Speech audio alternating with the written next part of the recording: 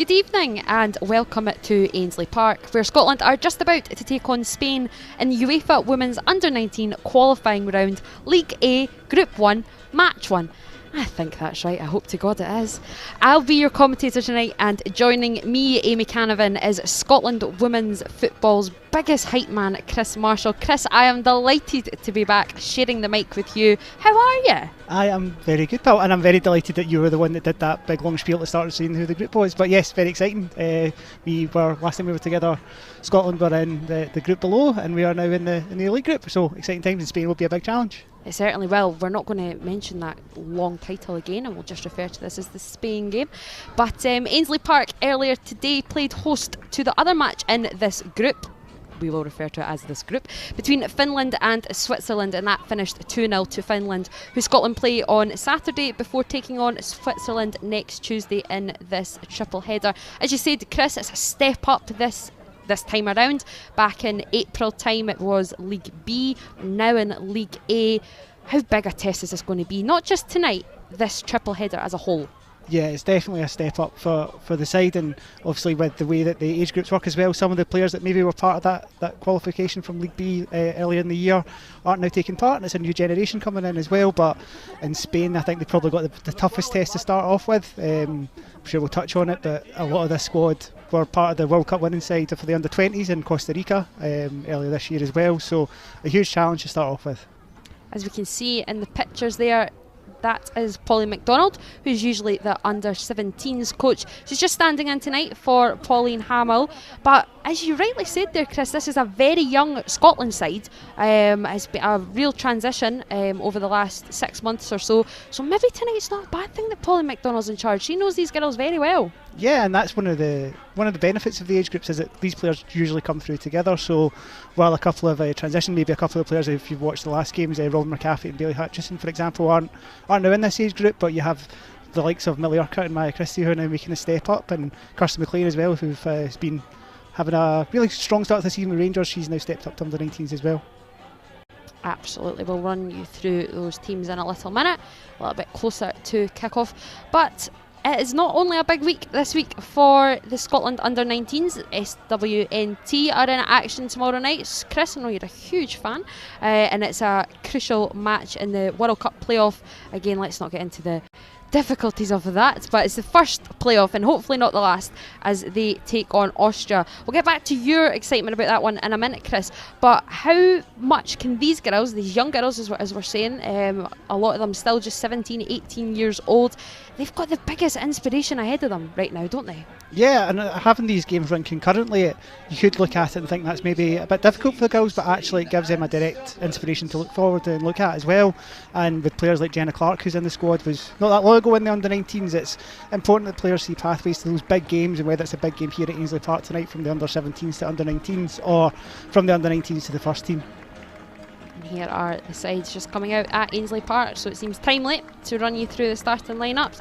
In goal for Scotland is Lisa Rogers, Millie Urquhart, Jess Broderick, Kenzie Weir and Maya Christie are your back line. In your midfield, Kirsten McLean, Amy Anderson, Hannah Jordan and Eva Thompson, and leading the line are Ailey Adams and London Pollard. Any surprises in that lineup for you tonight, Chris? I think probably the one that will maybe catch a few people out is Maya Christie, who usually plays up top for Aberdeen this season. I think we've seen with Bailey Hutchison dropping a little bit deeper, she's been playing at the point of the attack for Emma Hunter and Gavin Beath, but she has been deployed in this position before for the Under-19s as well, this kind of left back role. We'll see if that transpires as the game progresses. Now please be upstanding for the national anthems of both countries. First of all, the national anthem of Spain.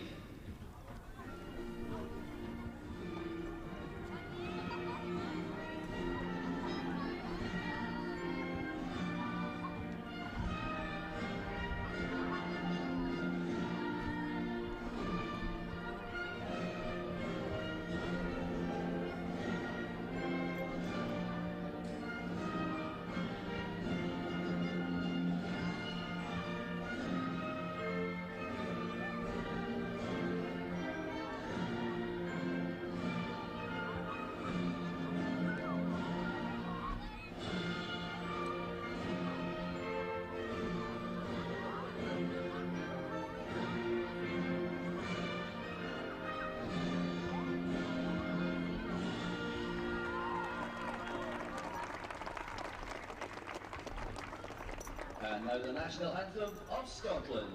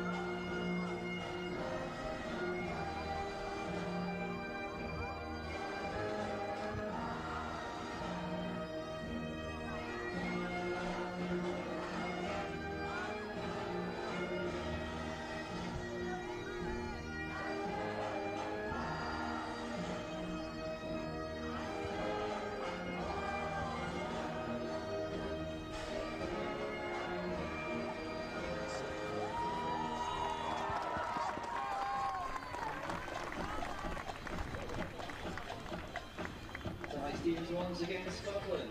12, Lisa Rogers. 2, Lily Urquhart. 3, Maya Christie. 4, Jessica Roderick. 7, Hannah Gordon. 8, Eva Thompson. 9, Ailey Adams. 10, Kirsty McLean. 11, London Eva. Here is the Spanish lineup for you just right now as well.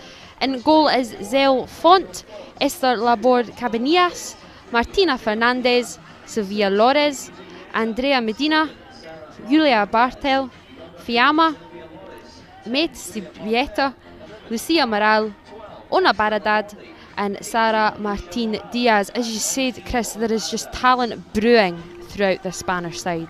Yeah, absolutely. And in fact, not brewing, beaming. It's everywhere. Well, it is everywhere. But flowing. Yeah, I think we've chalked off 7 of the squad that have been called up were part of that successful World Cup campaign, and then a number of others played in the Euros as well. So this is an exciting time for the Spanish young players. Obviously, the Spanish senior team are having a slightly difficult period at the moment in terms of what's happening with their side, but they have big aspirations at youth level, and I think this is part of the transition for the women's game in Spain in terms of the side that they're putting out today. As you can see already, Kirsten McLean taking orders. We'll come back to that in a little minute, Chris. There's going to be an observation after the atrocities in the football stadium in Indonesia. Ladies and gentlemen, please stand and respect a moment of silence in memory of the victims of the tragic events at the Kanjuran Stadium in Indonesia, which will begin and end on the referee's whistle.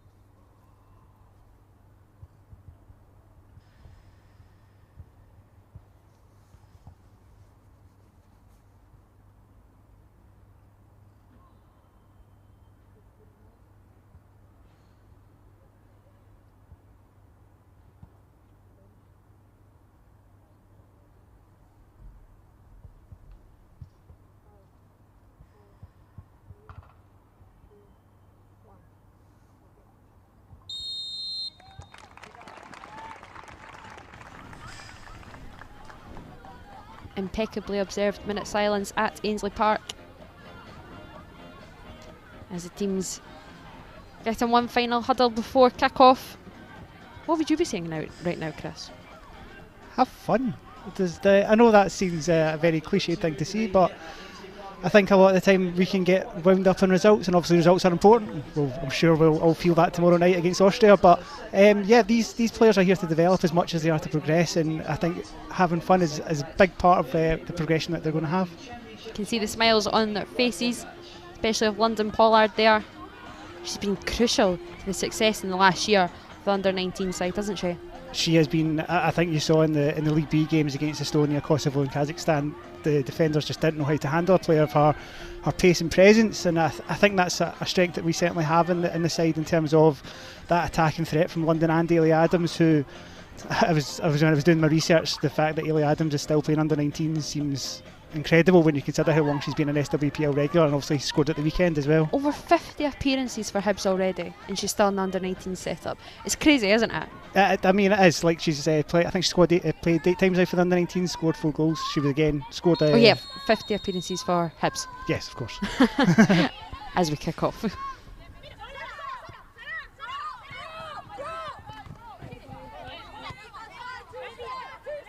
Ainslie Adams early on getting in and about it. Timely.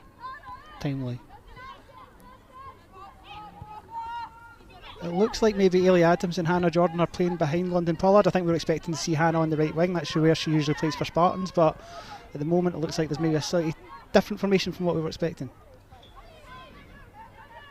What we were expecting in these early stages though was for Spain to be dominating the ball as they are. Just spraying it about with such ease. As they get in behind there. Well cleared.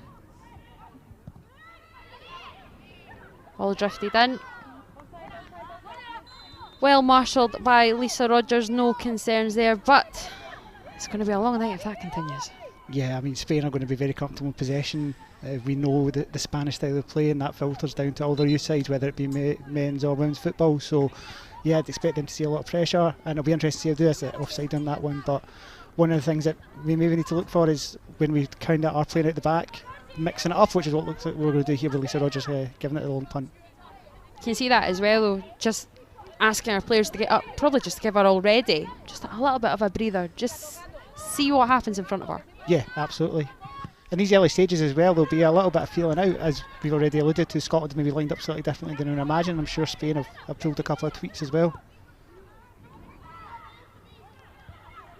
As you say, there is Maya Christie, and she's caught off a little bit off guard there. You could maybe understand as to why they're being a little bit out of position, and Ona Bararad is there to take advantage of the young Aberdonian playing out of position. I'm sure Spain have pulled a couple of tweaks as well.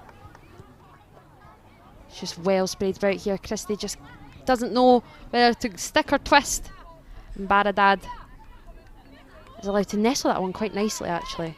Yeah, I mean, I think Maya Christie's probably done the right thing in trying to get her on the outside, and it's just been a step away, and then maybe Lisa will be a little bit disappointed it slipped under her there. But yeah, this is a very talented Spain side, and I think that's something we've got to bear in mind as this game progresses.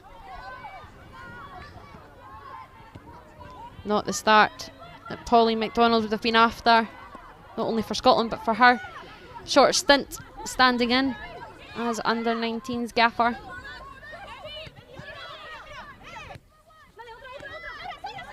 Better to concede early though, Chrissy. You've got 87 minutes now to make sure to turn it over.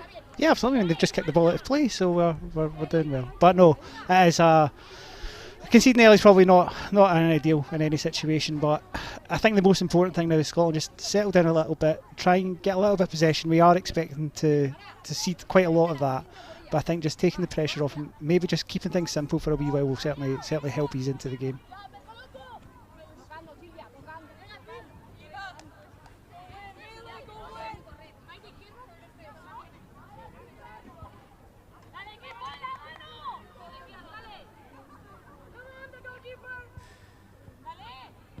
Rogers gets that one away. But as London Pollard, her hold-up play is going to be so crucial today. Just lets that one slip by her. Here is Bararad again.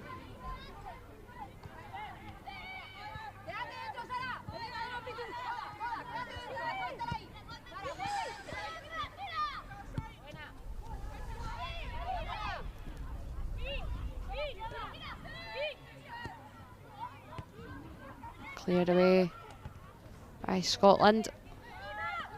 Eva Thompson just lets that one slip under her feet again. Spain in their numbers. Thompson tries again. A little bit sloppy at the back from Millie Urquhart. It was the press there from Spain as well. It kind of caused Eva Thompson and Kirsten Clare almost to end up on top of each other. They have played together in the two friendlies against Hungary and Slovakia last month, so I'm sure just a case of making sure that they're spread apart, and I'm sure Polly McDonald will look at that as the game progresses. A lot of positives to take from both those friendlies last month, Chris, and it is largely the same squad, other than a few bodies that are here in the camp today and for this triple header that were last month. And as we said, it is very much a transitional side to these under-19s. A lot of them have just picked up their first few caps, but to have that camp so recently to these games, it has to have been beneficial.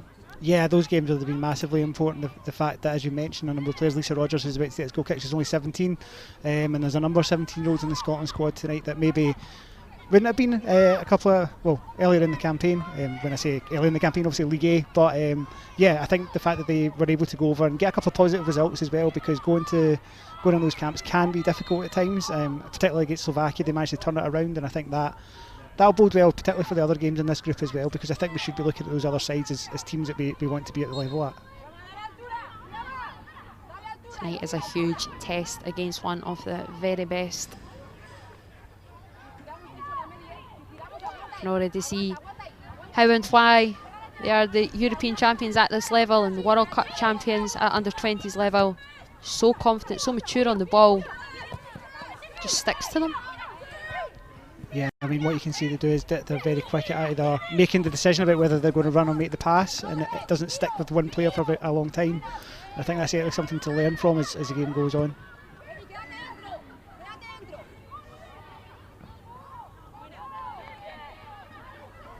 Just slips away there from Cabanillas. One of those European and World Cup winners, as we were just speaking about there.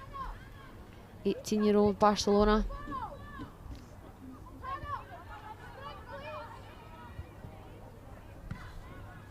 Adams.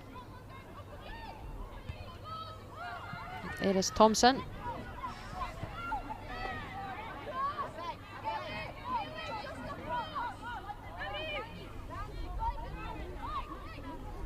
Font. And captain tonight, Larice.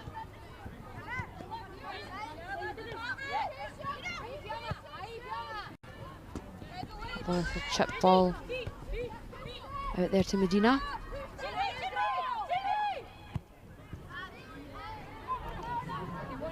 Reese just overcooked that one a little bit. There we go. There she is. It's difficult for Scotland because London Pollard and Ainslie Adams, when they play their club football, they are very likely to press those defending lines, but because of the quality the Spanish have in possession, it makes it difficult, because if you knock one of those or two of those players out of the system, it then gives the Spanish space to then kind of exploit, and that was almost kind of what happened there with the Reese's long cross ball.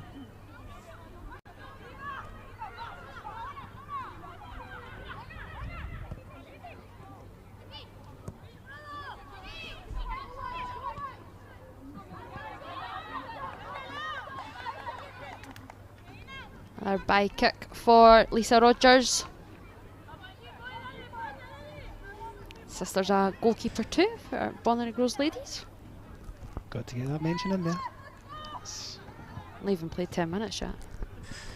It's good for even my record.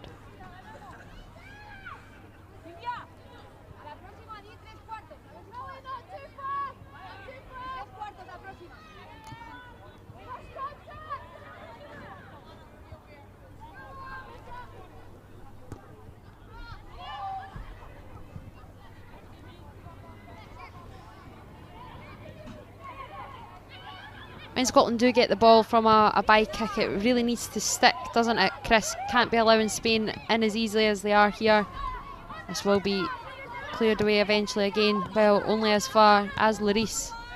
Got to take advantage of those slight, slim moments that do have the ball. Yeah, absolutely. But I think as well, just looking at that kick there, everything was very much condensed in that third of the pitch, and I think if Scotland are maybe looking for an out, they need to spread the play a little bit and just have that option to it. We know that London Pollard and Ainslie Adams are willing runners, and both can retain the ball, so it's just kind of getting to grips with, first of all, Spanish style of play, and then looking to see where the options there are to exploit.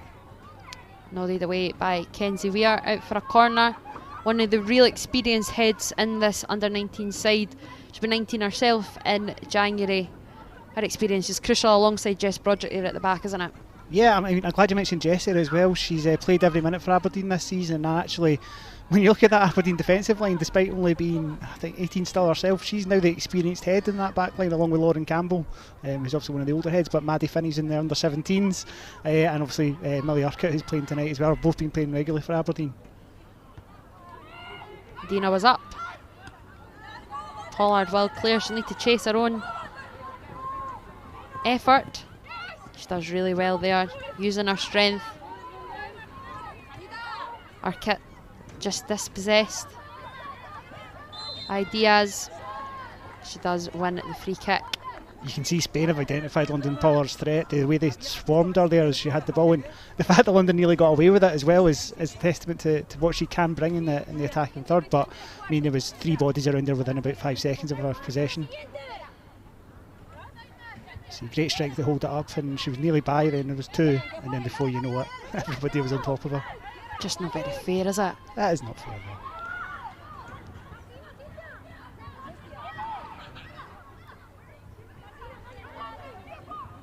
Baradad. Kenzie Weir trying to keep her at bay.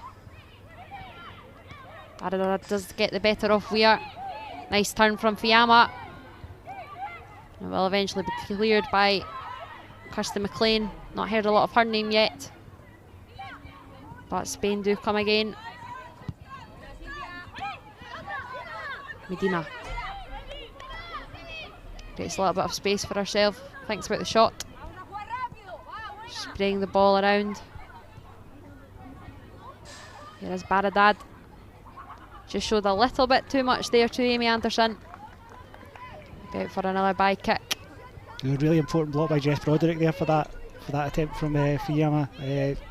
Just getting the body in the way and then eventually getting it clear, but it was a lovely turn to kind of release the space, but Jess was there, and as I said, unexpected amount of experience now in that Aberdeen front back line, and that's something she's looking to carry forward to the national team. London Pollard, sorry Chris, just she could maybe latch on to that one, caught that one a little bit slow, but that's what she can do. She can just get you doubting yourself at the back, even against the best. Absolutely, and we've talked as well previously about Jess Broderick's long ball ability, and that's one over the top that has left Leora Rees chasing, and London's got the strength to kind of put that pressure on. We've got a corner from this situation, and you know, set pieces are certainly one way we should maybe have a look at scoring goals.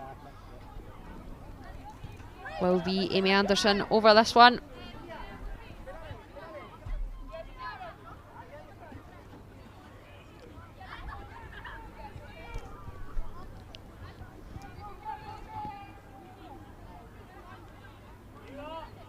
I'll be Kirsty McLean actually to whip that in. Bobbling around, will be cleared. The Spanish can run away with it. Here is Baradad weighing up her options. Diaz gets her cross in. Fiamma's there, but so too is Urquhart.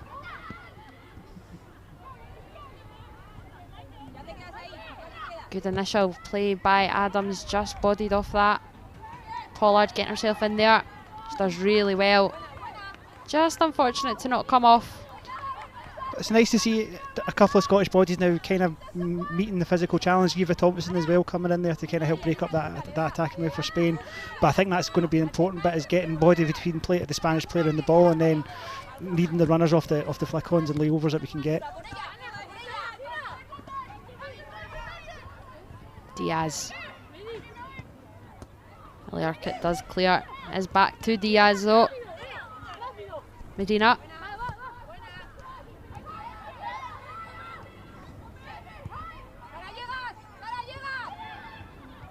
Here comes Spain again.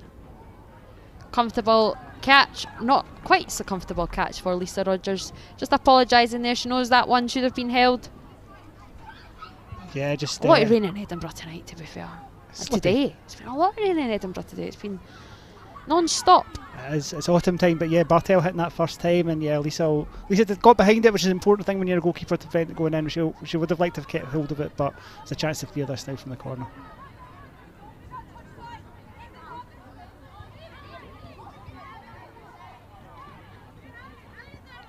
Cabanillas Thinking, do we go short? Do we go long? Taking her time deliberating this one, and it's short. She does get it back and will eventually get it into the box. Headed away by Maya Christie. Now Kirsty McLean just usher this one out before Fiamma can sweep in. Nice bit of composure by Kirsty McLean there in terms of seeing the ball out. She's obviously had a really strong start to the season with Rangers. She was playing in Portugal during the Champions League as well. And I think if I remember rightly, she's leading second assists, and I know some people like that kind of stat, but yeah, she's got the leading second assist in Division with 2 in SWPL so far this season as well. She certainly does. Stop nicking my stats. At least saving that one for a wee bit later. It has been one very impressive start to the season. She's managed to not only make her way into that Rangers midfield, which is no mean feat in itself, but she's managed to stay there, which is crucial. You know, players are coming back from fitness, you know, keeping real big names out, but she has the trust of Malky Thompson, and you can understand why. Yeah, and I think when you look at some of the players that left Rangers in the summer as well, Ciara Grant has gone to Hearts. I think a lot of people were surprised at that move, but then you've seen how Kirsty McLean stepped up, and Emma Watson obviously had to pull out the squad, unfortunately, and Jodie McLeary, who has now been called up and is on the bench, have all had an important impact in the way the Rangers have started the season.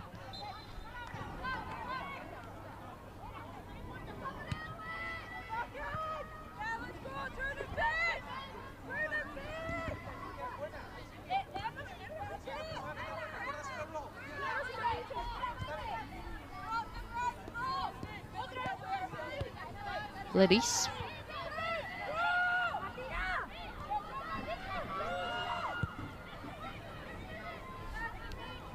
Lovely through ball.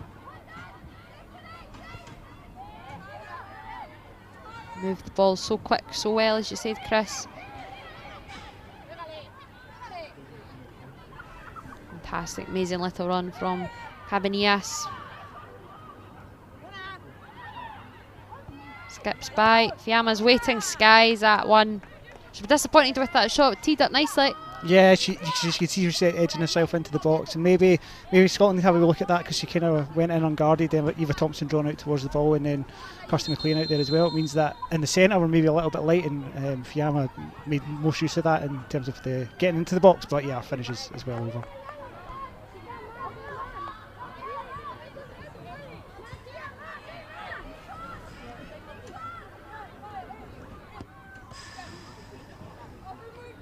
Lisa Rogers may just need to take this by kick a little bit quicker than she'd maybe planned to. Asking quite a bit of Hannah Jordan.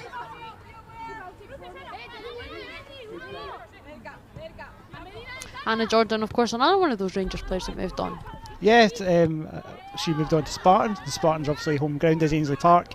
There's a couple of Spartans players in the squad as well that we may see later on, but I think it's been an interesting transition. Obviously there's been a lot of talk about the growth of women's football across the world. In Scotland we've seen that too, and that maybe has led to a bit of a trickle down, where maybe some players who maybe would have played for the bigger sides beforehand are now playing across the league, and that I think that can only be good, because it should mean a raising in the breadth of quality across all the sides in the top tier. Kenzie Weir there, who's just left your picture, the only member of this entire squad who doesn't ply her trade in the SWPL. Not too bad. No, yeah, she's obviously down at Everton, and everybody knows about I think everybody knows about the Fatherley connection by now. Who could that be? Yeah, so yeah, obviously David Weir is her father, former Scotland international, but yeah, she is the only player that's not in the squad, and I think that kind of comes into the transitions we talked about when we saw the games back in April in League B. There was the likes of Niamh Murphy and Layla Lister, who have now moved past this age group that obviously can't compete, and they are playing down south at the moment.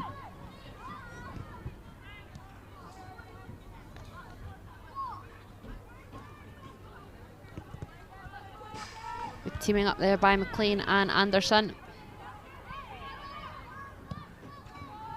Hoofed up by McLean.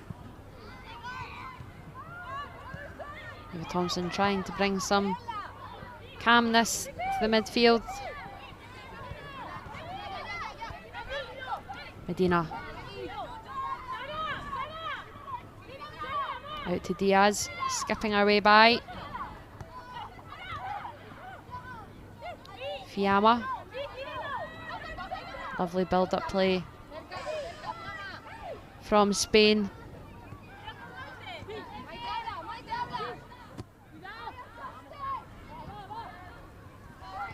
Cabanillas now.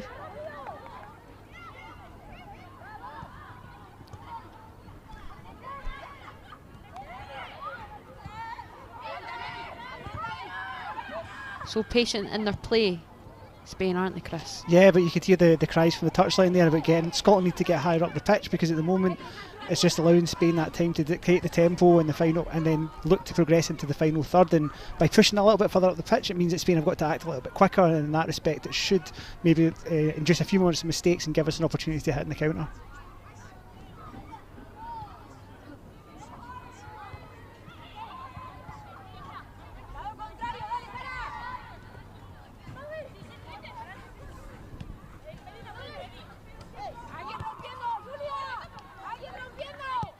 Reese. A lot of joy Spain are finding on that far side. Nice link up play. Back to Cabanillas. Comfortable again for Rogers.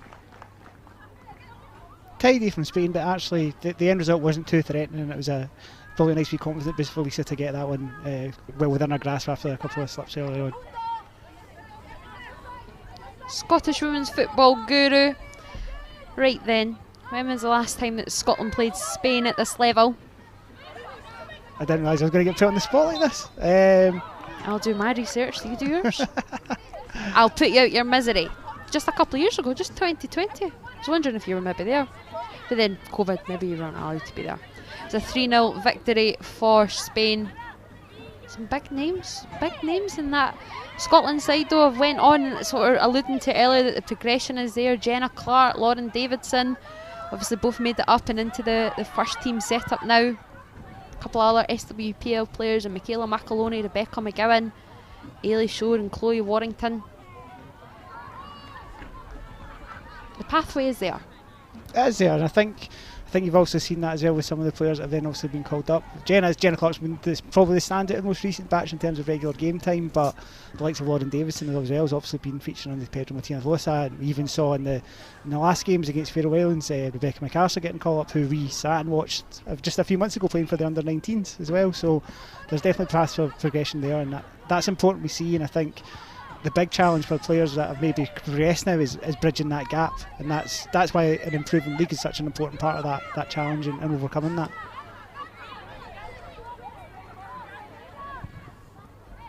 Just starting to get a little bit dimmer, a little bit gloomer, a little bit wetter as well at Ainslie Park. That rain's coming down.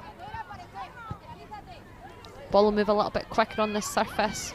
She's looking nice. Yeah, the ball does tend to zip around Ainslie Park when it kind of gets a bit of moisture on it. It's obviously. You used the word moisture. You didn't even need to use it, and you opted to use it. I apologise to all listeners.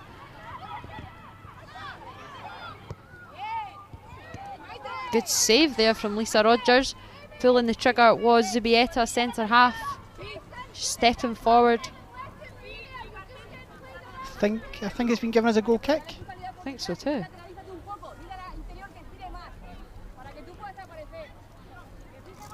There's a strike again. Can't really see from. No, it's maybe just this again across. Deceiving across the wet surface.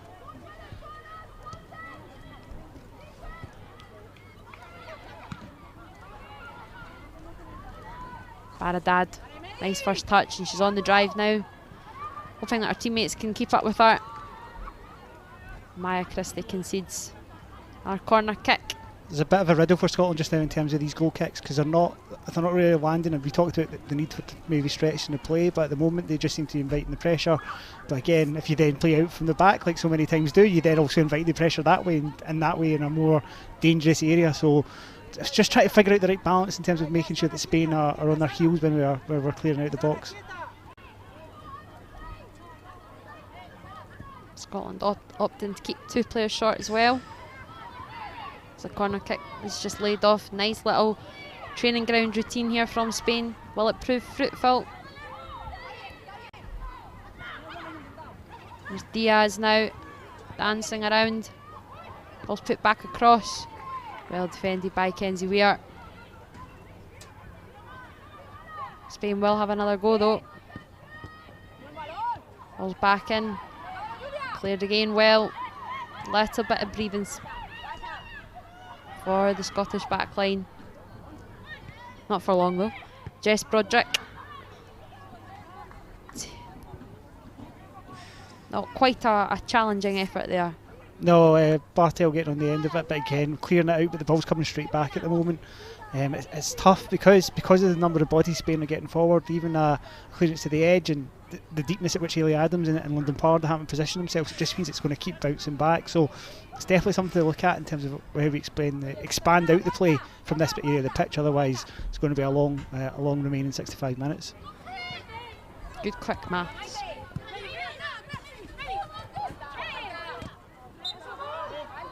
Be a free kick. No, it won't be. It will be. Will it be? It won't be. Who knows? I don't think the players know either. Hence why they're.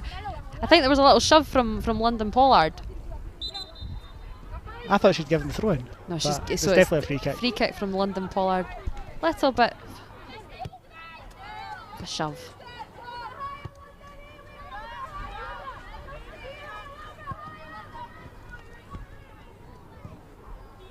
Can hear the screams from Polly McDonald just asking Ainslie Adams to push that little bit higher when Spain are spraying the ball around at the back. That's where you want her. So quick, so powerful.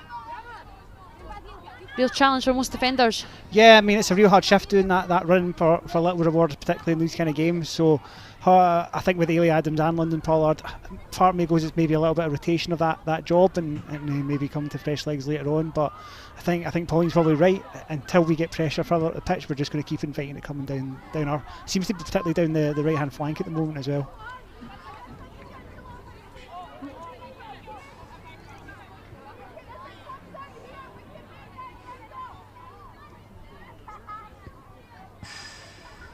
Cabanillas. Showing it as Bartel.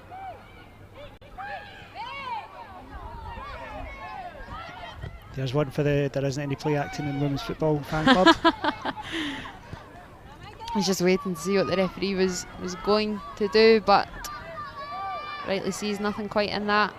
Nice play by McLean.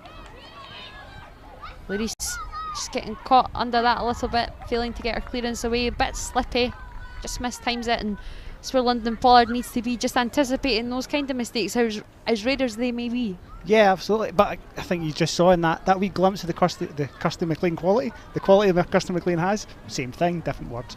But yeah, I think you saw that quality Kirsty McLean can possess, and maybe the ball wasn't the best forward, but again, as you say, capitalising those mistakes. And if we can just keep the ball in this area of the pitch for a couple of minutes, just to release things and maybe build a bit of confidence, that could be a huge boost.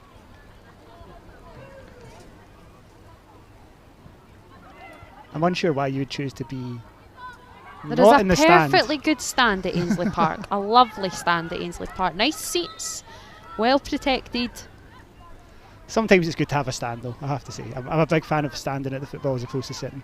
Stand in the back row of the stand. A little look at this earlier penalty claim for Spain just a few moments ago. Very minimal. And I think you saw as well the referee was waving it off almost instantaneously. Yeah, Fiamma just holding her knee just a little bit. No such luck for a penalty kick. As we've seen Eva Thompson press as well. See Scotland maybe growing in a little bit of confidence. It's Hannah Jordan. In these last 5 to 10, 15 minutes. You can sort of see that just as Ainslie Adams is stepping forward there as well, Chris. Yeah, and I think that comes, I think with the way the midfield is obviously set up with Kirsty and Eva in the middle, they're two quite similar players, I would say, in terms of they tend to be sitting deep in playmaking, and then they should obviously rotate in terms of making those forward runs. But I think you're seeing just now again, this is kind of the problem we've had in this first half in terms of not coming out. But as I say that, there goes Ainslie closing down the space. But I think that's maybe need to see a little bit more of that in terms of pushing the Spanish to attack back.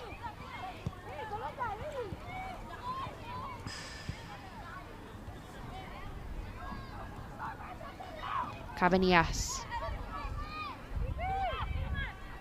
Fiamma. Larice to Medina. It's a cross in. A little bit of ricochet at the back. Thankful Maya Christie there, her header just cannoned off Baradad. Yeah, and then it came back. It came back to Morale, and I don't quite know what happened because it's gone out for a corner, so I don't know if it's taking a wee nick when Morale's obviously latched onto the side of that of Kenzie Weir. Yeah, I mean, I'm not sure, but we'll give the referee the benefit of the doubt for now. You a fan of the short socks? I think you asked that question knowing my answer already, which is yeah, short socks. Big fan of that. Anything that gives you a unique style on the football pitch as a man of satirical elegance, I'm very much for. I knew you would be. Alden Pollard, what can she do here? As you say, three Spanish players just swarming around at any time she gets half a second on the ball. That's what top quality sides do. Yeah, and I think now that we're seeing that, and I think that's a credit to the threat that London Pollard possesses, that a team like Spain are finding that the best way to nullify Scotland is to swarm London Pollard. It's then looking at what's the plan B and what's the alternative for that, because we do have players that can provide that option.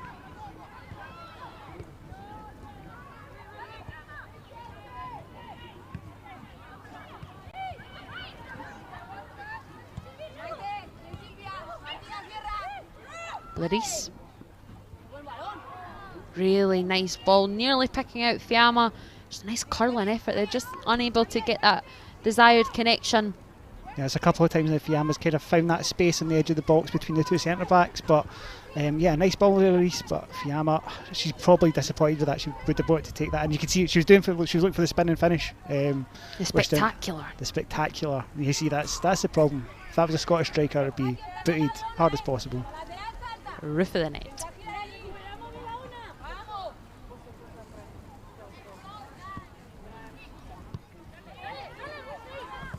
Kirsten McLean done awfully well there. Yeah, taking that down and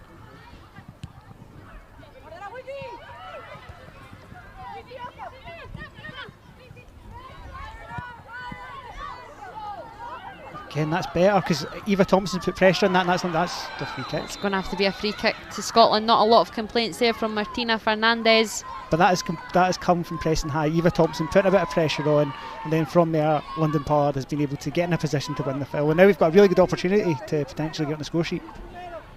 Fantastic pressing from Eva Thompson. London Pollard anticipating it as well.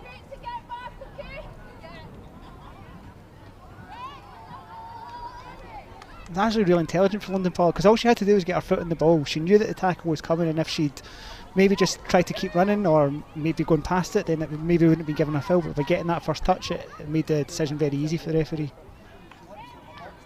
Kirsten McLean weighing up options, going for goal or picking out a teammate.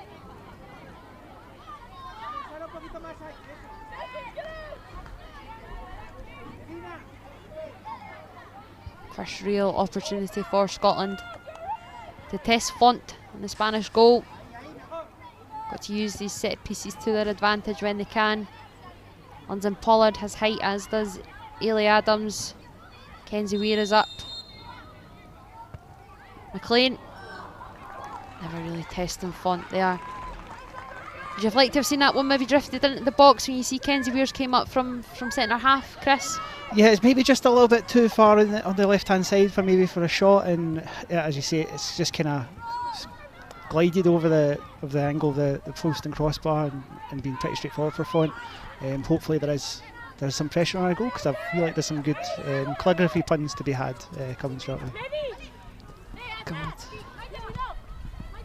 Scotland goal may come at cost. What cost? Some terrible puns. Be worth it. It will be worth it. Here is Jess Broderick picking out Pollard. Kirsten McLean just unable to sneak that one out to Amy Anderson. Being frustrating for the both of them, not being able to have their usual creative license and do what they do best. Obviously, we've seen there Kirsten McLean with the free kick, but for the little bit of time she don't get at this level, the ball at her feet, she can really conjure up some magic.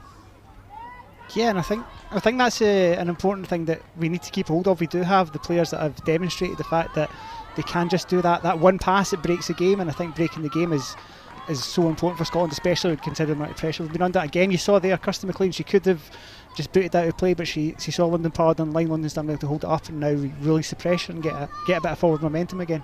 Decision making just that little bit sharper from Scotland in these final 10 minutes of the first half.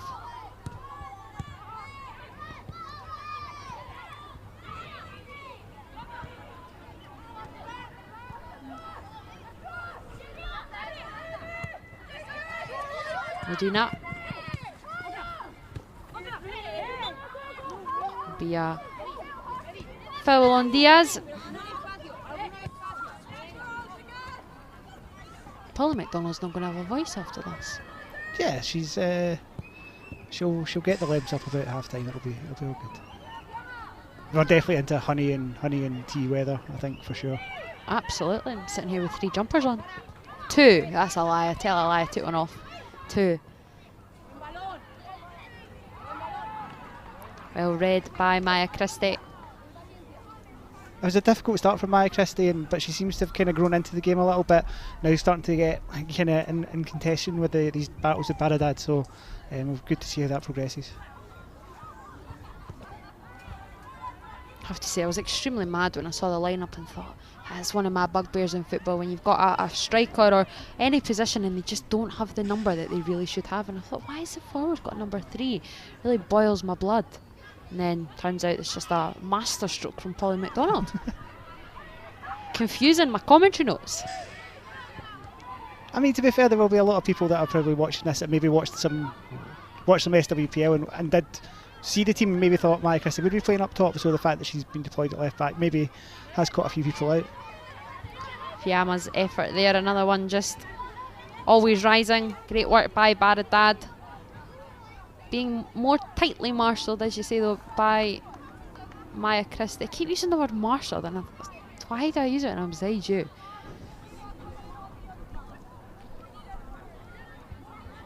Just going to let that hang there. Chris Marshall.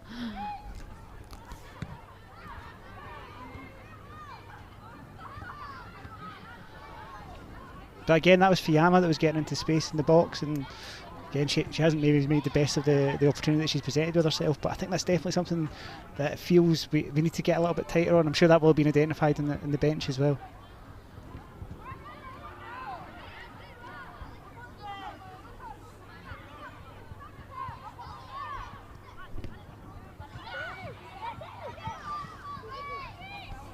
Here is Fiamma again.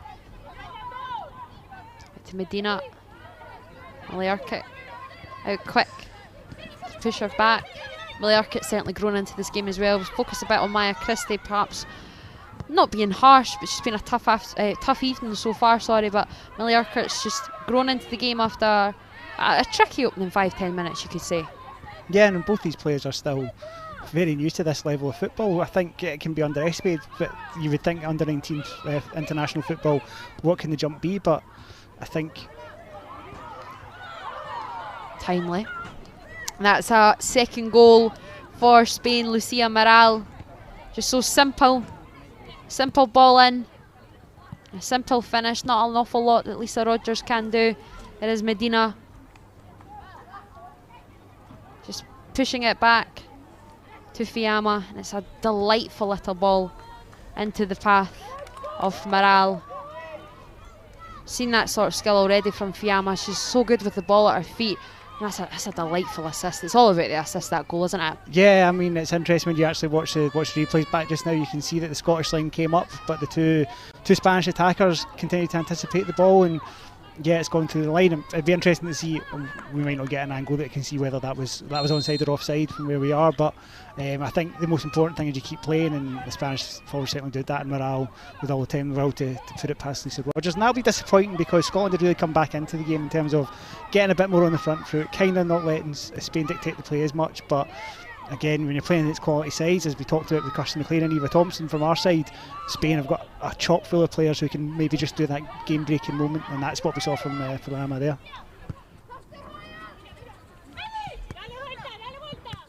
Such a tough time for Scotland to concede two, as you said, Chris. Really growing into this first half, this game, and to concede just 5 minutes before half-time, going in to half-time only at 1-0. Polly McDonald really would have told their side that they still very much are in it, as they still are now, but 2-0 against this real quality side. When you're taking the wind out of your sails, when things were just starting to tick over a little bit more neatly. I mean, to some extent, yeah, of course it would, because of the scoreline, but it certainly doesn't seem that way in terms of how the Scotland players have gone about the business since that second goal's gone in. I think again it is just keeping heads up, keeping top of it.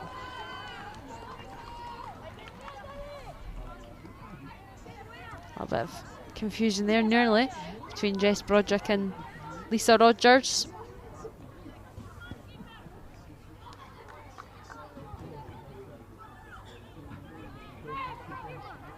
And again, we talked about obviously the two friendlies against Slovakia and Hungary, and the fact that the players were able to spend some time together. But that's two games in a friendly environment, and as we mentioned right at the start of the broadcast, this is a Spain team that have had players playing together at the very top of the women's game at World Cups, at European Championships.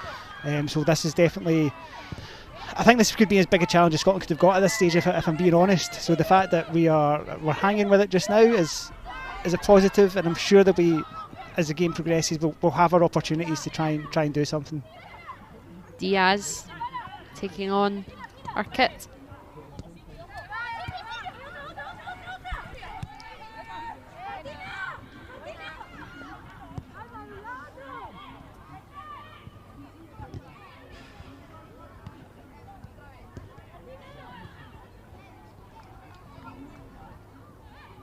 Kirsty McLean keeping that one alive, does very well on the turn. A little bit of breathing time for the Scottish back line before the Spain surge comes again. Wave after wave of Spanish attack. It is Fiamma on the edge of the box, beautiful little back heel. Diaz can't quite latch on.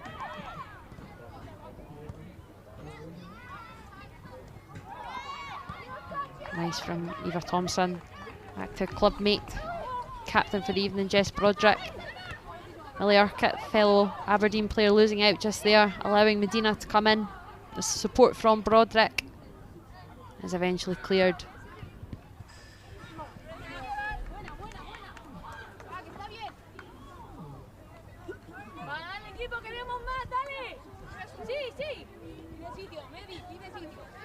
A tough evening so far as well for Hannah Jordan. Spain finding a lot of joy down each flank. Yeah, they're very good at switching to play either side. I think Amy Anderson, we're used to seeing in that forward position more often than not for the Under-19s over this last couple of years, but she's also been given a bit of a detail to do a lot of defensive work to support Maya Christie as the ball comes in now. Terrific work from Cabanillas, and it's just a gift for the third goal.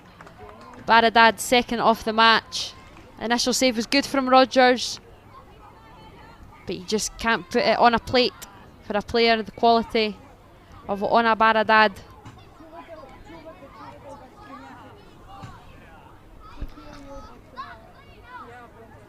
Yeah, it was good work on the left hand side, and do you know what, it's a good save from Lisa Rogers. She does well to get a hand on it, but I think it's actually Morale that pops in and taps that home for a second in quick succession. But Baradad again giving Maya Christie a bit of a tough time on the right hand side, and yeah, I mean, Lisa does her best, but when it's that close in that close range, it's really hard to push it away.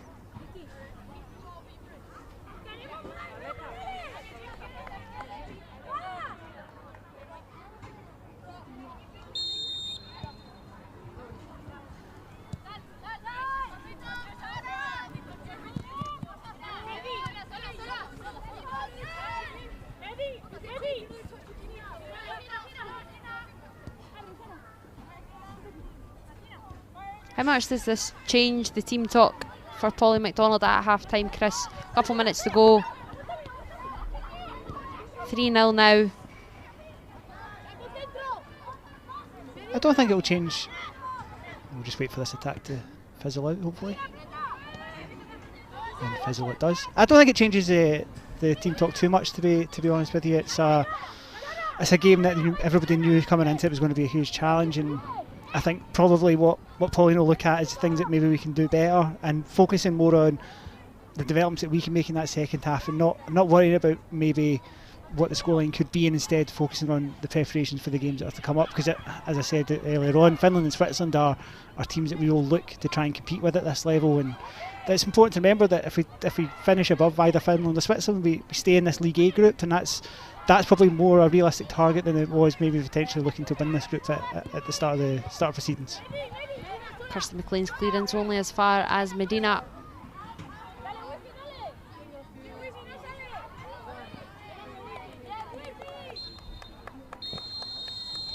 That is half-time here at Ainslie Park, where Ona Baradad opened the scoring inside the opening 2 minutes. Scotland resurgence, or Scotland composure, certainly seemed to creep in for the large parts of the first half before Lucia Miral brace, rather, within the last 8 minutes or so of the first half. Just made it a very comfortable lead at half-time for the visitors. We'll have another look at those goals shortly. Here is Ona Baradad within the opening few minutes. Fantastic finish from an acute angle. Yeah, I mean, I think this is very, very early on in the game, just a couple of minutes on the clock, and I think it maybe set the tone for the impact that Ona Baradad was going to have in this game at Marie Christie. While the goals may not have came for a good half hour later, the Spanish chances were there in abundance. Fiamma's been at the heart of that. Cabanillas down the right flank with Baradad has caused poor Maya Christie quite the evening so far, forcing another good save out of Lisa Rogers.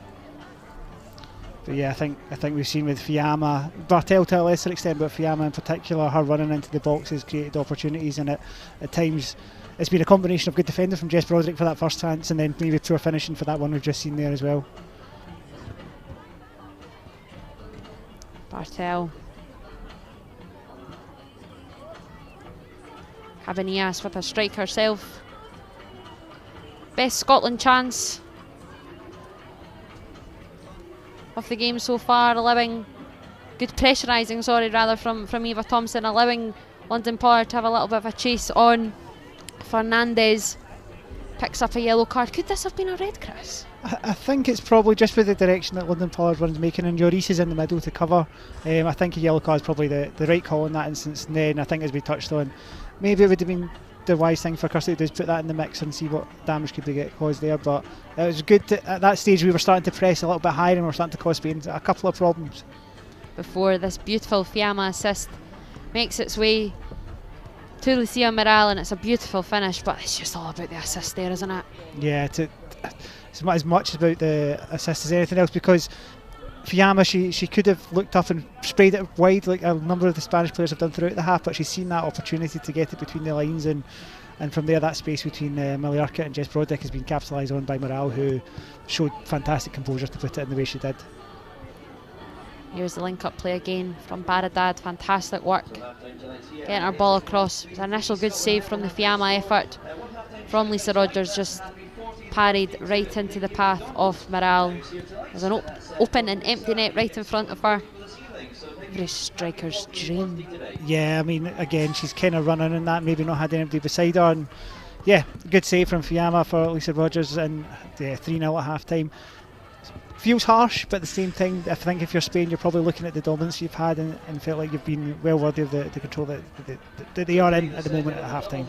Well, it is 3-0 at half time here at Ainslie Park.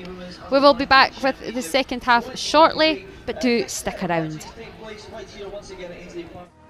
We're playing for our place at next year's World Cup. And we need your support more than ever. So throw on your Scotland top. Tickets are on sale now. Come on, Scotland. Tune in to Scotland HQ for exclusive access to the Scotland women's national team ahead of their FIFA Women's World Cup playoff against Austria. Joining me on the programme is comedian Susie McCabe and pioneer of women's football Rose Riley. We'll also be joined by some of the players from the camp in Fiona Bown and Rachel Corsie. Do not miss it.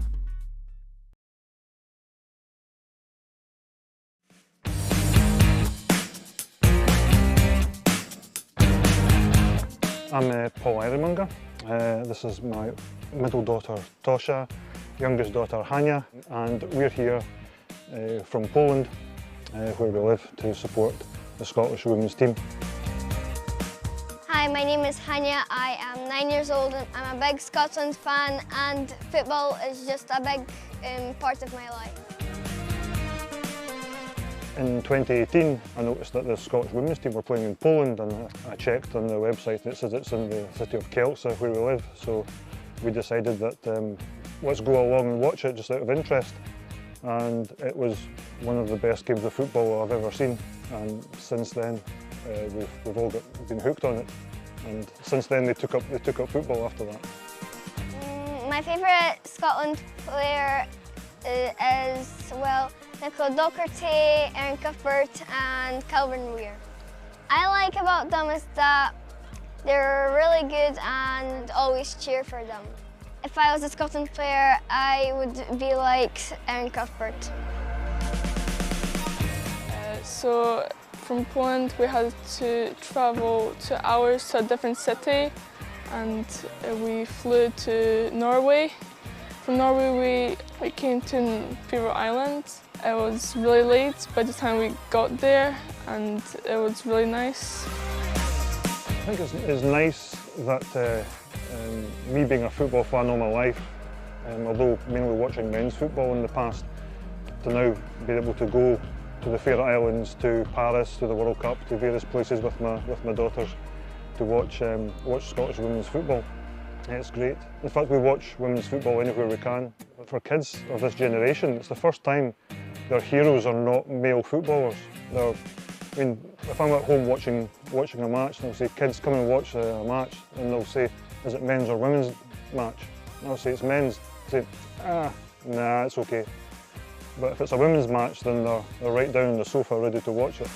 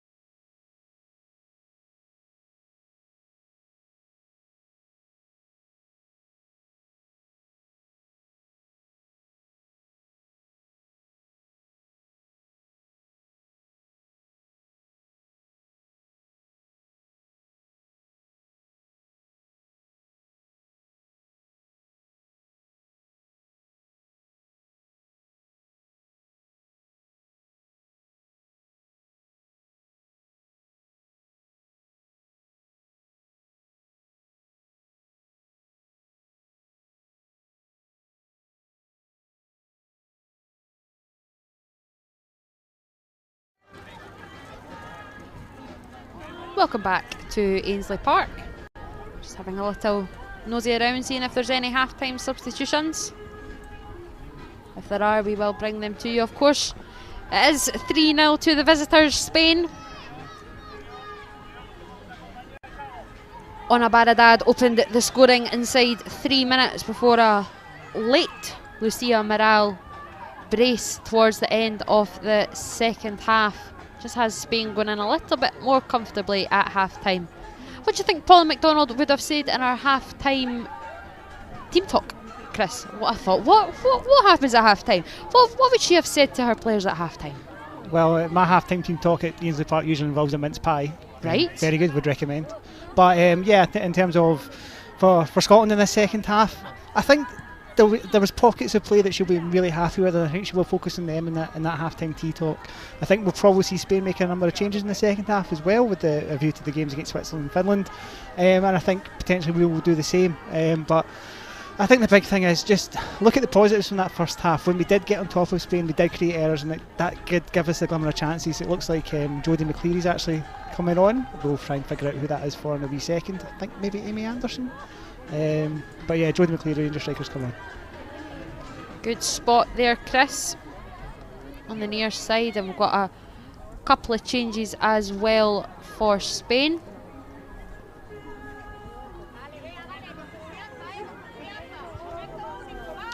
Number 4 is Estela Carbonell.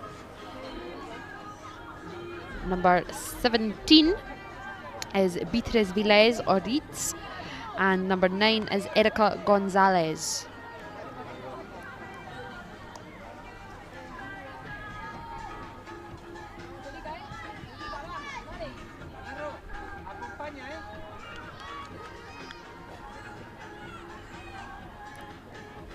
And departing for Spain is Sara Diaz, who's crucial in that first half.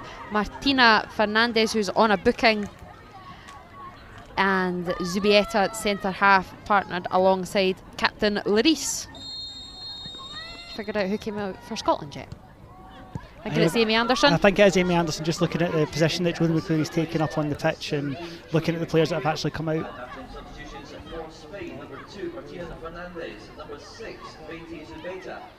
We haven't confirmed that. Yeah, I'm going to wager that it's Amy Anderson. I'm going to go with you as well.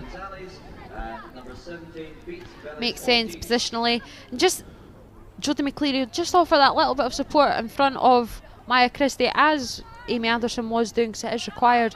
But a little bit of experience. Another player who's enjoying a lot of game time with Rangers so far this season. Yeah, and this is our first call up for the Under-19s, obviously coming in as part of the switch for our teammate Emma Watson. But I think just seeing what the referee's happening here. That'll be a yellow card for Lisa Rogers. There were slight hints of that perhaps in the first half, a little bit of time wasting, but as our defensive backline are saying, the linesman sort of suggesting the play couldn't go on. Having a little bit of a calamitous start to the first half, second half here, sorry. Maya Christie's not happy with the lino. Paula McDonald's ushering her to not speak to the lino. And Lisa Rogers has, yes, been booked for time wasting, then tries to get on with the game, and then it's been asked to be retaken. Yeah, I think the notion of getting booked for time wasting 45 minutes in a game, which is, you know, we could still come back and it will be the greatest game of all time, and we'll probably never stop talking about it. But I think it's a bit not tight. Not you. No, never me. But going back to Jodie McCleary, yeah, she's obviously had some regular game time from Rangers. I think playing underneath Jane Ross, obviously unfortunately not in the Scotland squad because of her ACL injury. All the best, Jane, if you're watching. But having Jodie McCleary coming on and providing a bit of that striking support, she was scoring a lot of goals at under 17 level, and I'll give another option up top, and maybe somebody else to help do the harrying of the back line, which was so productive in that first half for Scotland when we had the opportunity to do so.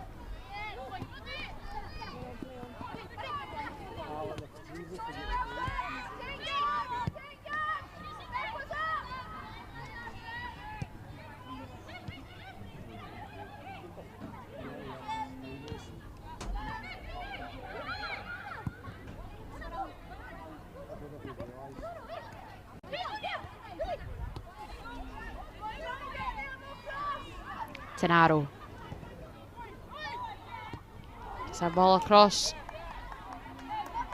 Baradad.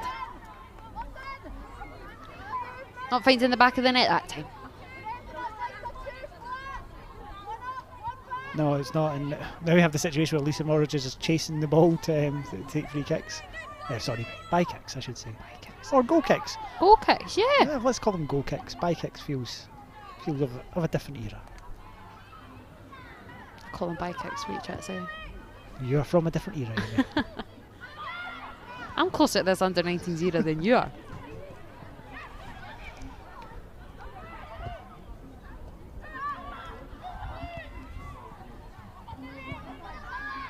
And then Pollard on the chase.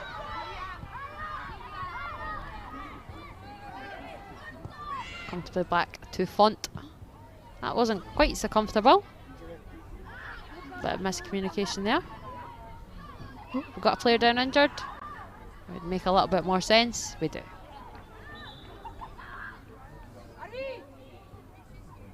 I think the other thing Jodie McCleary coming on will do is, because at Rangers they usually play so much on the front foot in the SWPL, the pressing of the back line is something that she's probably a little bit more used to in terms of Rangers being on the front foot and looking to add goals to the tally, whereas for London and Ainslie they'll sometimes flip between being on the front foot and back foot, and then I think that maybe plays into that option. So again, the fact that they can rotate that round, and Jodie's a slightly different type of player to London and Ainslie, so yeah, I think it's a positive step, potentially because Amy couldn't really get into that first half. I'm a huge Jodie McCleary fan, so it's no slight on her whatsoever, but that knee slide, which I'm pretty sure she's even pinned as her tweet, and I think rightly so. I respect that. Just get ahead for anyone else. But for her knee slide in the under-17s goal against Albania, I think it was the 5th goal in the 6-0 win earlier on this year, wasn't it? And she just goes for the knee slide, and it's what everyone fears when you watch a football player go for it, and it's just that knee plant down. Yeah, I don't think if we get a knee slide tonight, I think with the weather conditions we'll get she could pull it off. We'll get some good distance on it tonight. So hopefully we get an opportunity to see a Jodie McCleary's knee slide, and we can get a new one pinned up on the profile page. Build up play nice again from Spain. Sia Marcel in there. So was Bartel, but Rogers eventually gets a hold on it.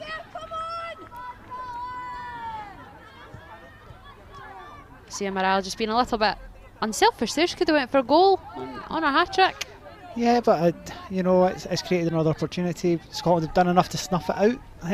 Do you know, it's funny, although we are 3-0 down and Spain have broached the lines a couple of occasions, I also feel like Jess Broderick and Kenzie Beare have had a pretty solid game. They haven't done anything rash or anything in that regard at the moment, and I think as the game progresses, I think it's important that this doesn't run away from us in any way, shape or form, because it can potentially have a knock-on effect in terms of confidence, but it's been a pretty eachy-peachy start to the second half, and I think those changes will have an effect on that as well.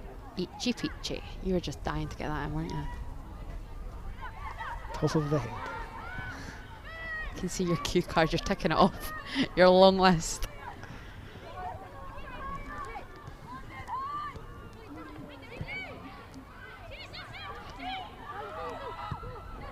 Reese. Kirsty McLean trying to bring it down on the deck. Doesn't quite manage it. Here is Bartel. Cavanias just shifted in beside Reese now with those half-time substitutions.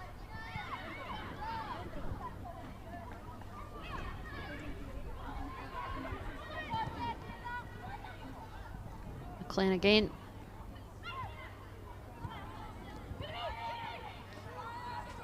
Been a bit of a scrappy start to the second half, Chris. Yeah, well, a little bit disjointed again with the substitutions that have been made. Spain obviously shuffling the pack a little bit in terms of where people are playing. It has a part of it.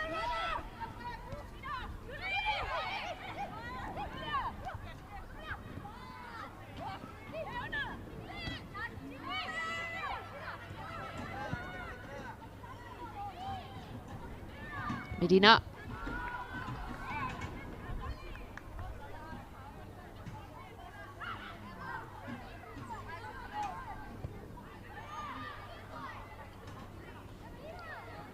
came off nicely for Medina, gets her ball across. Well defended by Maya Christie. Only as far as Julia Bartel, sorry, that was a beautiful strike. Okay, just that wee touch out of feet and then first time hit, just rattling the crossbar and just getting to that wee partner struggling to get it clear again at the moment, and Spain are building pressure. Good save, good hold by Rogers. I think the other thing for Lisa Rogers to remember about today is that she's primarily understudy for Charlotte Park at Smith at Hibs. At Hearts. Whoa! Whoa! Primarily understudy for Charlotte Park or Smith at Hearts, and so she doesn't maybe get as much game time as maybe if she was playing further down the league or in SWPL2, for example. She did play when Hearts beat Glasgow 3-0 and kept a clean sheet that day, but I think these are the kind of games where Lisa will learn a lot from as she looks to displace who, for my money, is one of the maybe underrated keepers in the SWPL with Charlotte Parker Smith. Lisa Rogers, the Hearts Women Rising Star last year at the award, well, last season, at the end of season awards for her maturity between the sticks. Obviously played in the Edinburgh Derby at, I want to say, Tynecastle. Yep. There we go, that's off the top of my head, that one, that was good. But yeah, so she's had big game experience as well, and I'm a big fan of Lisa Rogers when you consider she's only 17, she's playing at this level. That's a beautiful goal and a beautiful strike from Baradad. No, it's not. It is a beautiful strike from Julia Bartel. Just afforded that little bit of space in the edgy area. You can see she was kind of dropping back. Just that first touch to bring it down. It's a crafty little finish. Crafty little finish is a very good description for it, Amy. You should do this. I needed to think something. I've totally given the goal to the wrong player there. These camera angles a little bit further away. Fantastic strike nonetheless, stretching Spain's lead to 4 goals to 0. And I think that's maybe been the big difference you've noticed between Spain and Scotland, is that first touch out of feet just opens the game up for them, whether they want to try and pass it, or in this instance for Bartel, she wants to take the shot, and it's a lovely finish, and Lisa Rogers couldn't quite get her fingertips onto it. Where are the warning signs from Bartel just minutes before when she struck the crossbar?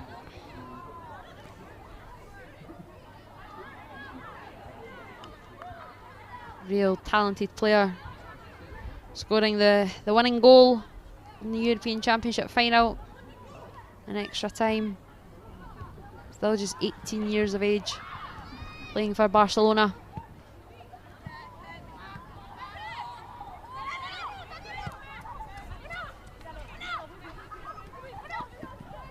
Here is Baradad. Just the one goal. Just the one goal. Huge fan, trying to give her 2. Unya by name, Uno by nature. Very good, very good. Certainly had that one teed up.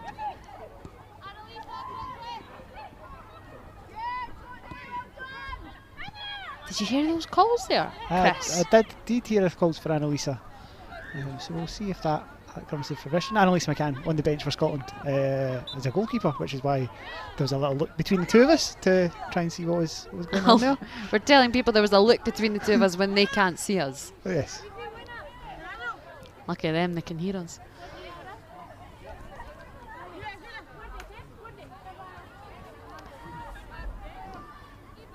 Scotland proving beneficial there from a Spanish foul throw. It's alright, Spain just have one right back. You win some, you lose some. You see foul throws all the time, eh? It's one of my bugbears. Well, you would like to see more foul throws. Well, I'll go through a game and you can easily see 2 or 3 at any level. And I'll just sit there and go, alright, won't bring that one up. So when they are brought up, just as Eva Thompson, does well to win back possession. Neely Adams is able to latch onto this. What will she do? Gets the beating, gets her cross in. Will it fall to Hannah Jordan? Just skews her effort there. It's a little bit of a promising build up there for Scotland. I'm ranting about foul throws. Yeah, Eva Thompson was not interested. But yeah, nice ball. And again, we saw this in the first half. It led to the free kick in the foul on London Pollard. Eva Thompson getting pressing high and putting the Spanish midfield under pressure. Great ball out to Ailey Adams, who does well to get the ball into the box. And you maybe just want Hannah to just take a wee second and think, is this going to go in doing it this way? Because I don't think with the way she hit the ball, it was ever looking like it was going towards goal.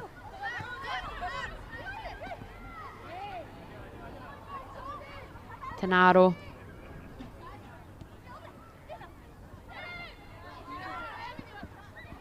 Baradad. Well read and intercepted by Kirsten McLean, just can't quite keep a hold of it. Allowing Bartel again. Slip it into Tenaro. Well defended by bodies and legs. Another good block from Jess Broderick, I think, there.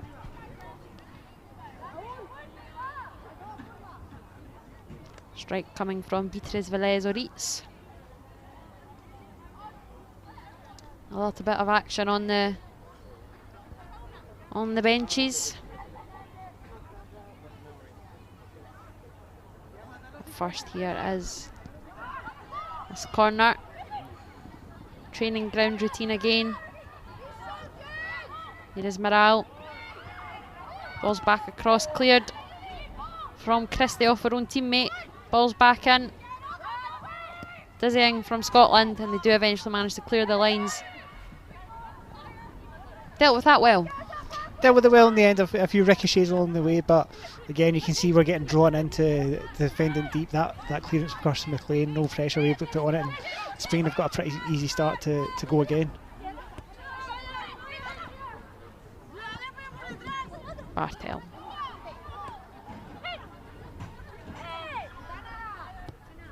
Tenaro. That's our captain.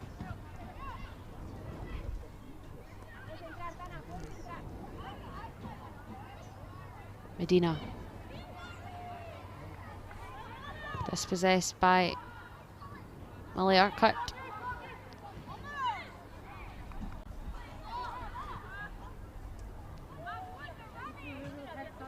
It will be a goal kick.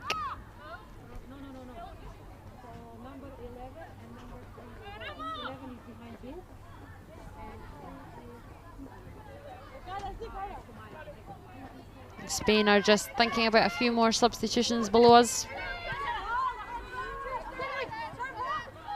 as Cabanillas keeps that ball in play.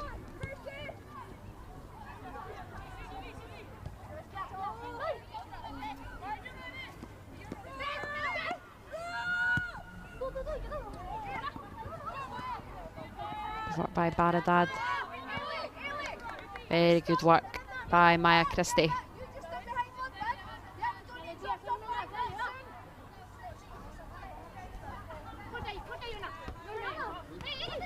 Baradad wins that back. There's Kirsten McLean, heavy touch. Does well to set free London Pollard, but just can't quite find the run of Hannah Jordan.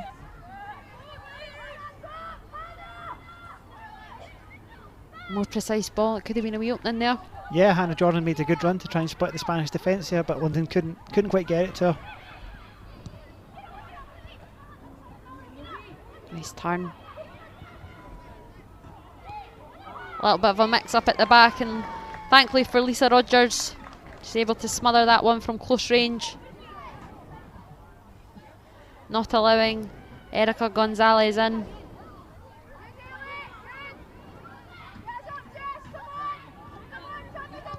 Just getting a little bit tired in Scotland, aren't they?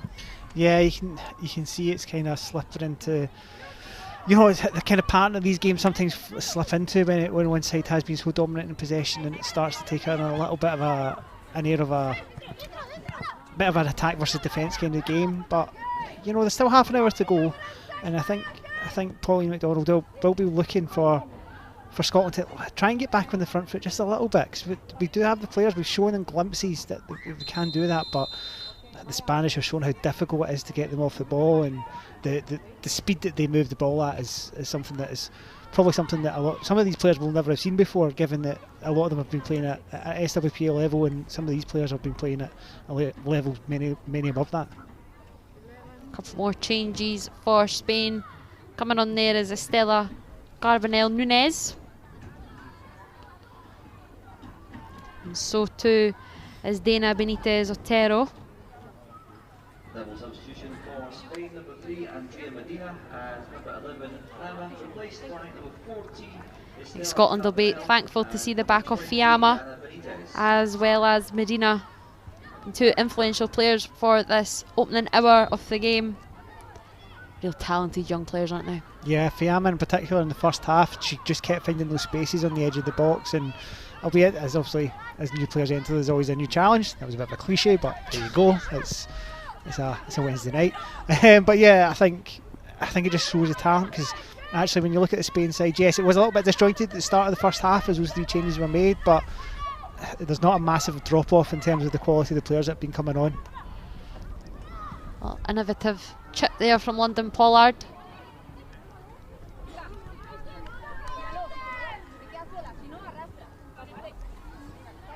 It's little moments like that, just not quite coming off. Yeah, those half quarter chances.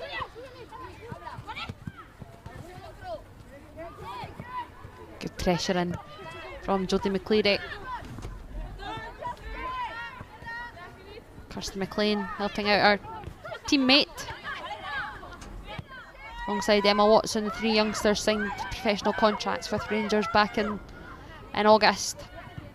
That's something Rangers have really improved on this season. Last year was all about becoming champions and slowly bleeding in the young players, but they've stuck to it this season, and you're seeing Jodie McCleary, Emma Watson and Kirsty McLean in particular in and around the matchday team and the matchday squad.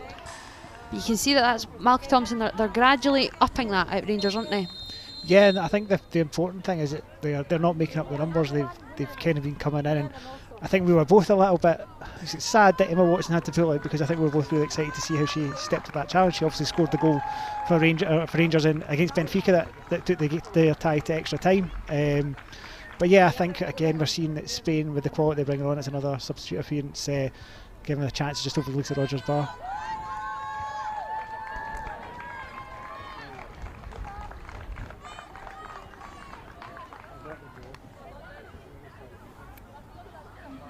Double substitution for Scotland, number 7, Hannah Jordan, and number 11, London Pollard, replaced by number 6, Hannah Robinson, and number 19, Emily Burse. You just heard those substitutions there. That's Hannah Jordan and London Pollard off for Scotland, with Hannah Robinson and Emily Burse on. 1 Spartan players off, 2 Spartan players on. Just as medical teams are getting called on here, Chris.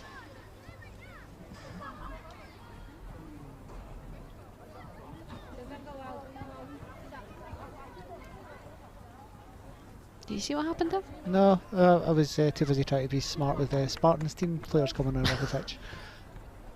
But, hopefully it's nothing too serious. But yeah, London Pollard coming off, obviously a tough game for her and Ailey Adams up top. Emily Burse is a different kind of striker, maybe not as mobile as London is in terms of running the lines, but she'll be there to put in a shift and add extra legs. She came on a couple of weeks ago at Aberdeen. I was down watching the Spartans Aberdeen game at Ainslie Park. She came on in the last 15 minutes just to add legs, and that's probably what Scotland need up top at this stage of the game as well, just in terms of keeping things a bit fresh. But looks like Kenzie's all right, though we'll find it more when the man speaks into his little mic.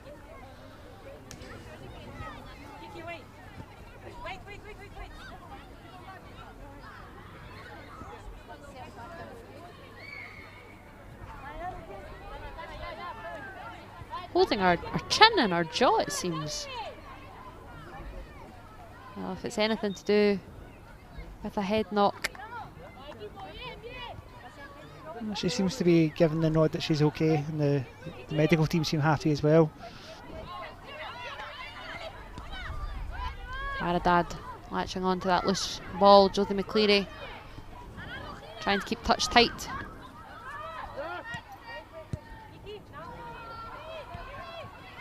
Kenzie Weir back on. Get back within that back line. Do you think with these substitutions we'll maybe see Ailey Adams pick up that role that Lyndon Pollard was doing, or do you suspect it will be Amelie Burst and being that one slightly further forward, Chris? I think just because naturally Ailey tends to drop a little bit deeper and look to spray the ball out for attackers, it'll be probably Amelie doing the hard running with Ailey behind. It'll be interesting to see how Hannah Robinson slits in as well, because she was signed to Spartans as a winger, but she's been playing primarily as fullback for Spartans underneath Erin McCulloch. But coming in for Hannah Jordan, it suggests that she will be a little bit further up the pitch for Scotland. Hannah Robson went to the same school as Billy Gilmore. There we go. Grange Academy in Kilmarnock. One of the 7 SFA performance schools. Correct. There we go. Correct. Well done, Chris. Yeah, I had that stat as well. Ah, there you Well go. done. Earning Redeemed yourself. Earning our corn. Earning our corn.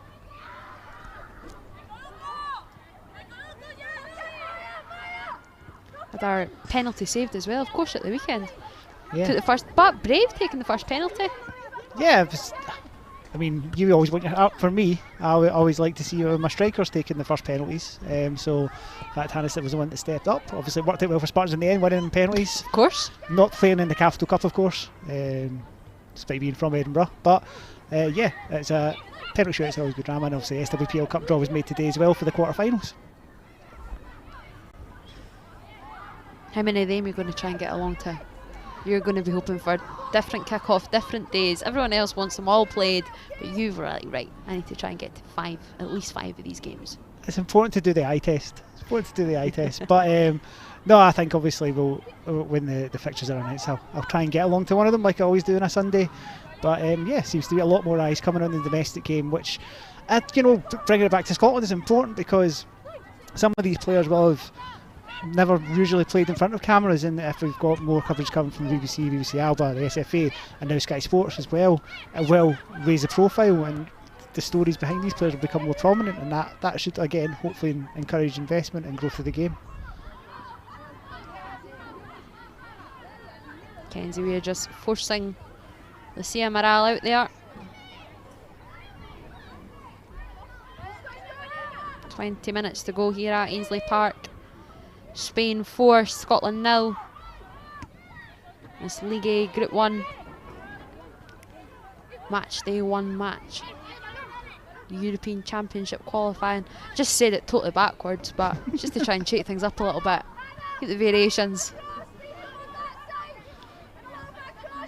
Well, with anybody who's learned languages, as long as you can build the sentence so it makes kind of sense, you're halfway there. Exactly. So, well done. Lovely footwork from Tenaro.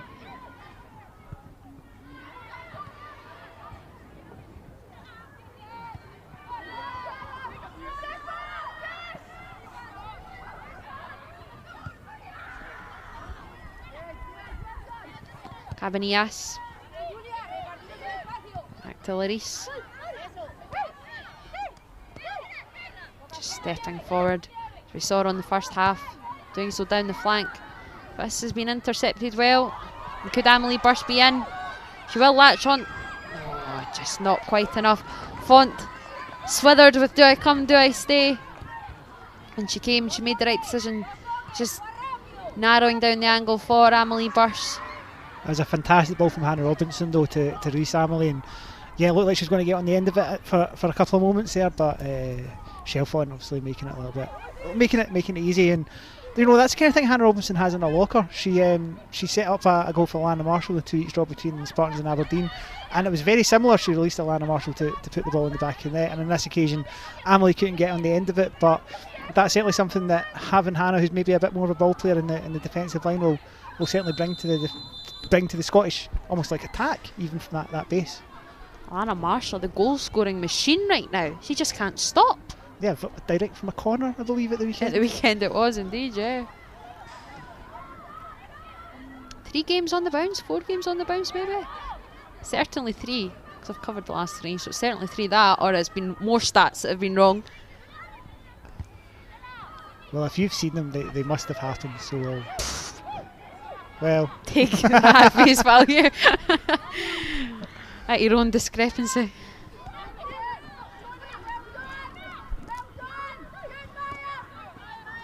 Maya Christie just trying to force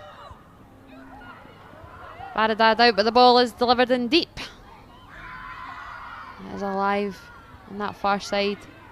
It's been done extremely well. No foul.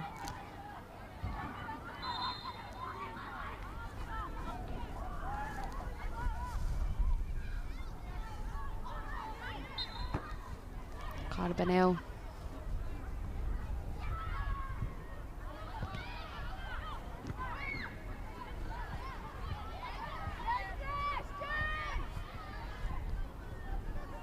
Ellie Adams. She's pushing and pushing. She's not stopped running. She never does. I think we're... Great interception, sorry, by Jodie McCleary. It will be tidied up by Cabanillas. Apologies, Chris, continue. No, I mean, she never does stop running. I think that, you know, I think I maybe would have liked, I know she was getting the instructions to get back into position there, but I think I would have liked Jodie McCleary, although she has now got the ball there, so maybe this is why I'm not a football coach. But I would have liked to have seen Jodie follow that in. But it's obviously she's got back in position, won the interception, and nearly had another attack on the way. Just so unprofessional that I laughed, but it was so very funny. That is why we're here, Chris. Yes. It's why we've got the mics. What, to be unprofessional? I don't think so. I just thank God that we're not doing Polly McDonald's job. She's been my favourite co-commentator so far this season. It was a pleasure sharing the mic with her. She's knowledge a hell of a lot better than yours. Of course I am kidding, I am kidding. Blessed with high quality co-commentators who both like to keep me right. And, make howlers and laugh. Lisa Rogers. And as far as Tenero.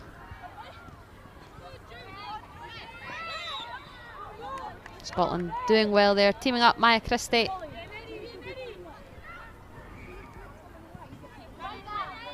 Can see the hunger in Lucia Moral's eyes, just wanting that third goal, wanting that hat-trick, wanting to go home with that match ball, because who wouldn't want to go home with a match ball from Ainslie Park? Absolutely not. I always wonder how many balls you're allowed to take. That was a question at the weekend, down at a certain derby, down the road, wasn't it? Two hat-tricks.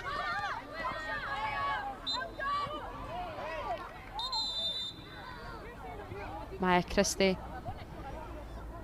conceding a foul to Anna Baradad, who's down holding her head in a little bit of pain, it seems. Yeah, the game's, with the number of changes that have now been made, the game has started to break down a little bit in terms of the rhythm of play, both for Spain and for Scotland, as well as we try and see if we can get something out of this game, because it's still possible. But yeah, with 15 minutes to go, I think eyes will certainly for the Spaniards will turn towards their next fixture. Being treated to a good game of football tonight, those at Ainslie Park. Some real quality on show amongst the Spanish ranks, and some real determination amongst the Scottish side, the young Scottish side. I say a huge test as they quickly try to take that free kick, Cabanillas, but the referee not allowing it. Thankfully for Scotland, they were caught a little bit off guard there, I think. Just a little bit, but it's been asked to be taken back, so we'll try again.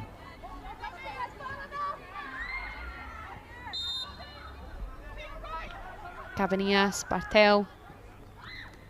It will be Cabanillas to swing that one in.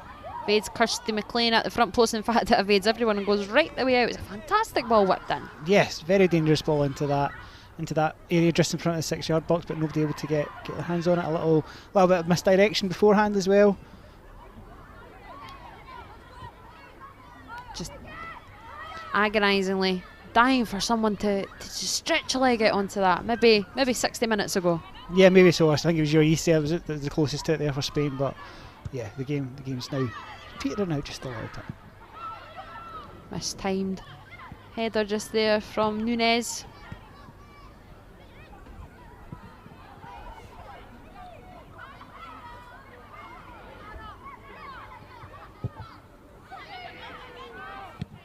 Ellie Adams tussling away as ever. Jodie McCleary marshalling Tenaro.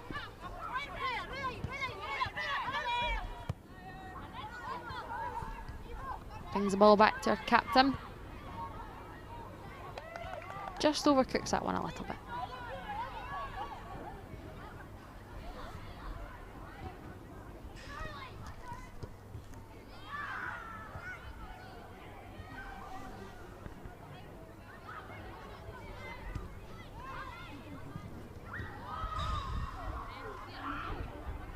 A bit of a handball in the midst of that there.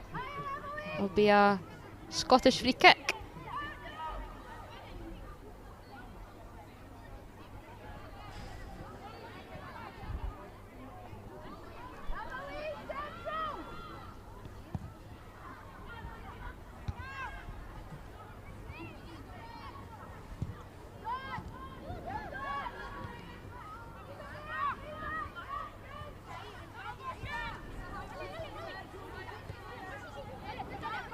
Are seeing Jodie McCleary just a little bit further up the pitch.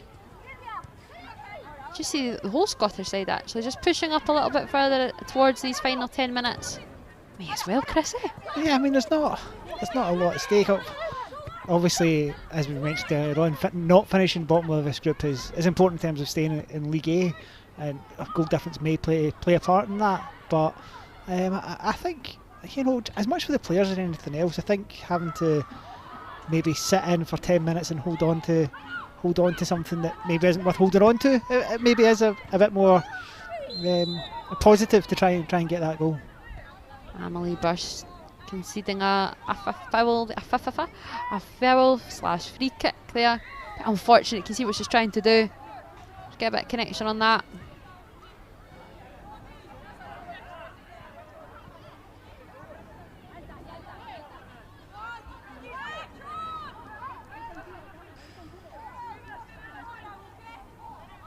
One of the very few players who wasn't involved in the last two friendlies. Yes, she's come back into the squad. She obviously wasn't getting much game time at Hearts, and has now landed at Spartans. So I think that the move has obviously seen her come back into international prominence. And I mean, Emily at Hearts did score goals last season, but I think as anybody who watches the women's game in Scotland will know, Hearts have put a significant amount of investment into their side. And I think a player like Emily's maybe just needed to take a bit of a sideways step to kind of progress and go forward. Maybe most noted for scoring 5 goals in the Scottish Cup last season against Glenafre Thistle. So she is, she'll be really relishing the fact she's got some game time.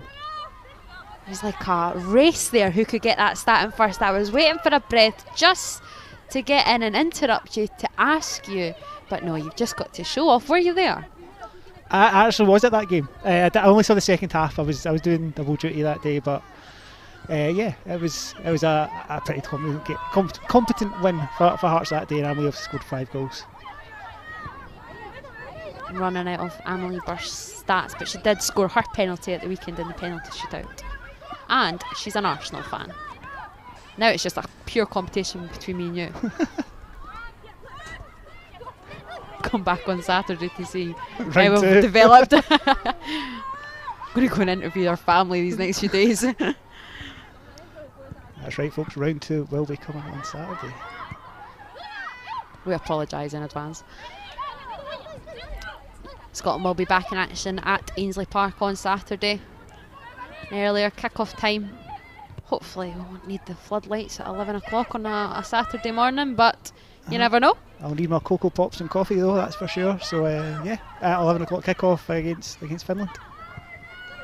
And rounded off this triple header, rounded off next week, next Tuesday. Again back at Ainslie Park, playing host to all these games for Scotland. That'll be against Switzerland. A little bit of fury from Jodie McCleary there towards the officials. Adamant that should have been a goal kick, but it is out for another Spanish corner. Hopefully that game on Tuesday will be a precursor to the second round of the playoffs against Ireland. But we will see how that goes tomorrow night at Hampden, which I'm very much looking forward to being there for. As am I, Chris, as am I. Cleared there by Maya Christie.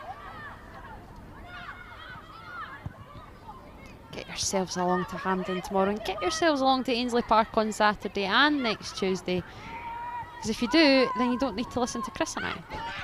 You just get to be your own commentator.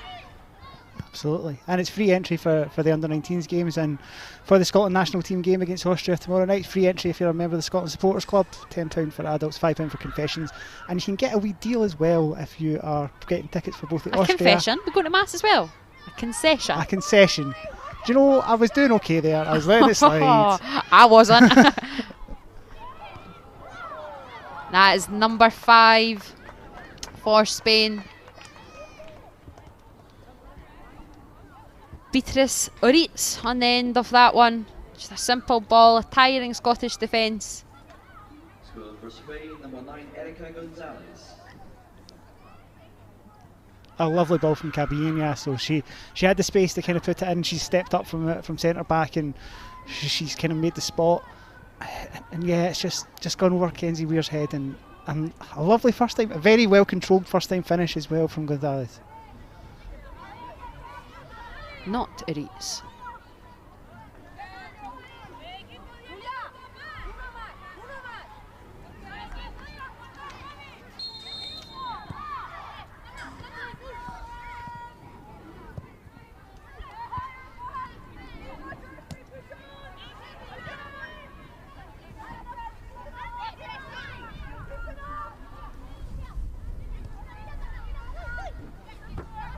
But yes, going back to those Scotland games, as Amy was right to point out, not confessions, concessions for £5. And if you get a ticket for Austria and the potential playoff against Ireland, then you get a wee discount too. So certainly, if you haven't got your ticket yet, make sure you get along, and hopefully we'll get a bumper crowd. I've heard that we've got 5 figures at least, and let's push that even further. Counting out how many 5 figures are, but we're there. As we enter the final 5 minutes of this affair, Spain leading 5-0. Real learning experience tonight though for this young Scottish side, Chris. Yeah, I mean, I touched on it earlier on when I was speaking about Jess Broderick and Kenzie Weir. It's not a case of Scotland haven't played well or they've played badly, it's just Spain have so much quality in their ranks that, you know, it was always going to be difficult for Scotland tonight, and I think you've seen that. Maybe a couple of the goals, maybe wanted to do a little bit better, but I think overall you've just seen that Spain's quality and depth in quality as well has really come to the fore, and a couple of these Spanish players I've got no doubt you'll probably hear a lot more of in a couple of years' time.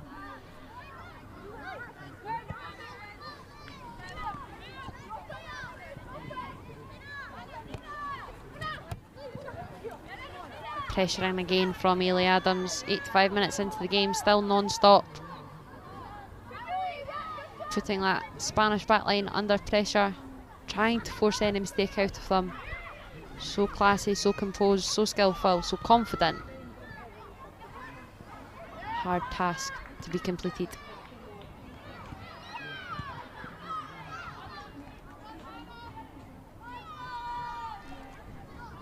Hannah Robinson's been bright since she came on. Yeah, she has done. We touched on the players that maybe left Rangers during the summer and moved on, and Hannah's another one of those, again making the move to Spartans. And yeah, she certainly added a little bit on that right hand side, and as I said, she kind of had that ball that nearly created a chance from deep. But yeah, I think for all these players it's just about getting time on the ball, feeling a little bit comfortable, and again feeling comfortable around about one another, because although this is the third time they've been together, the group, it's only been the third time they've been together as a group, and so that familiarity can only help in these closing stages.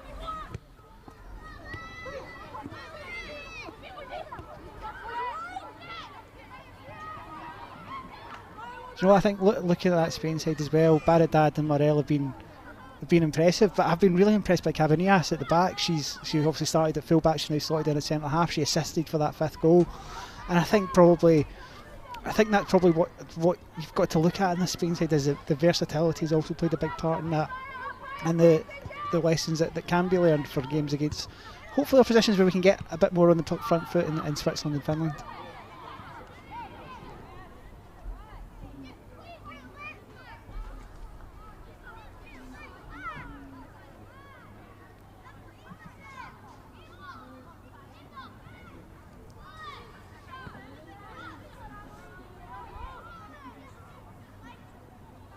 think a lot of whole-scale changes will come in for the next 2 games, Chris? Or do you think, you know, the team tonight, the shape's been there?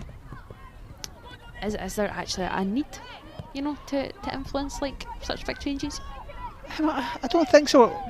When the starting 11 was kind of announced earlier on, it's kind of what I was expecting, just based on the games that they played over in Hungary and Slovakia as well. So no, I don't expect wholesale changes. I don't think a game against Spain, it's hard to properly judge exactly how a formation is going to work. It's a different kind of challenge to what will be put up against by Switzerland and Finland, and I think the glimpses that you have seen from the likes of London Pollard, Ailey Adams, Kirsten McLean, I think you have seen that a little bit more opportunity to maybe advance against somebody who's maybe not got the quality of world and European champions.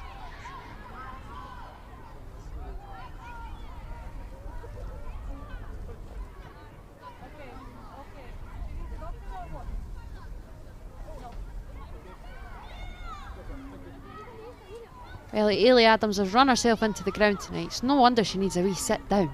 Yeah, I think it's one thing you can always guarantee from Ailey. She'll run and run and run, and then once she's run and run and run, she'll run and run and run some more, and then run and run some more. So I think obviously it's been a long hard shift for Ailey at the top of the pitch, and obviously that's kind of part of the reason why Emily Burst came on, to kind of help reduce that workload.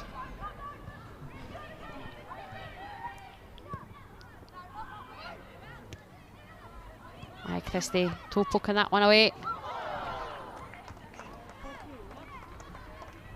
Well, it's another goal.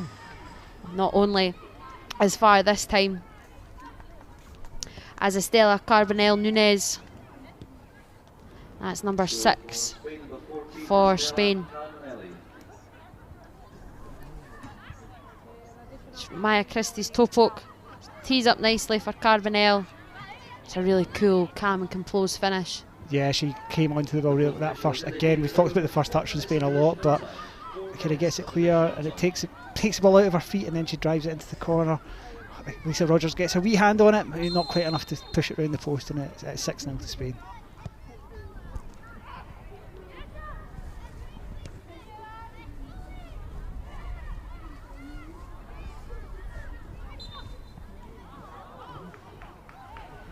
Just as that goal was going in, 4 minutes of additional time to be played here at Ainslie Park.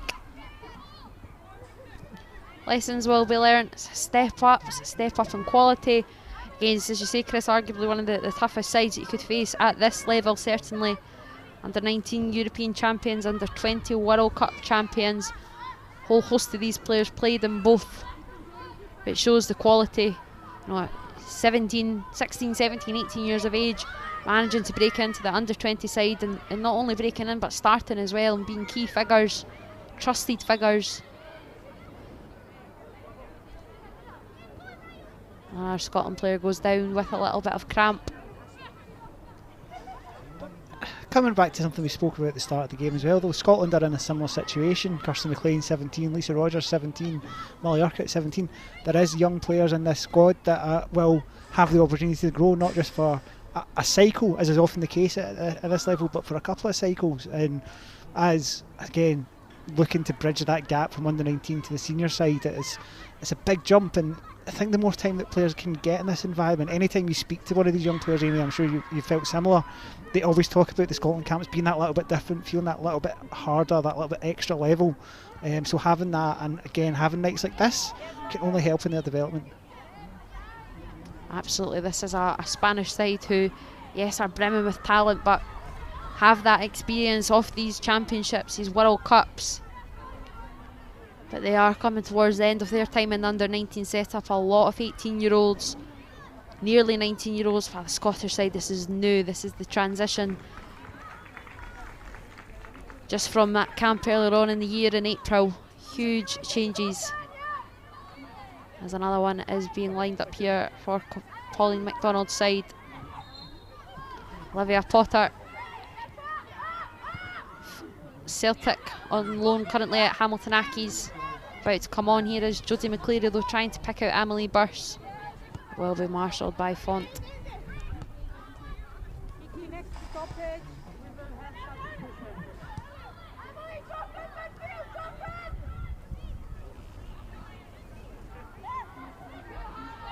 Good work there by Hannah Robinson. Tussling away. Jodie McCleary offering support on the opposing flank.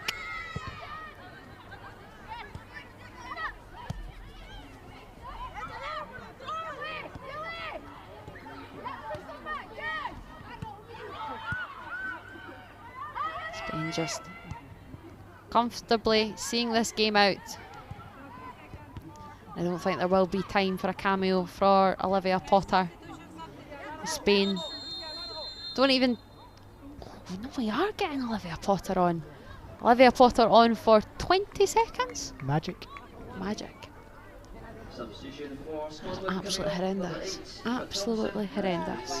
I'd like to see Olivia Potter get a little bit more game time though. I was at the Aki Sabinian game on Sunday, and although Hibs won very comfortably, Olivia was one of the more attacking threats for Aki's, and I'd like to see her get a bit more time. She has a bit of a presence on pitch as well.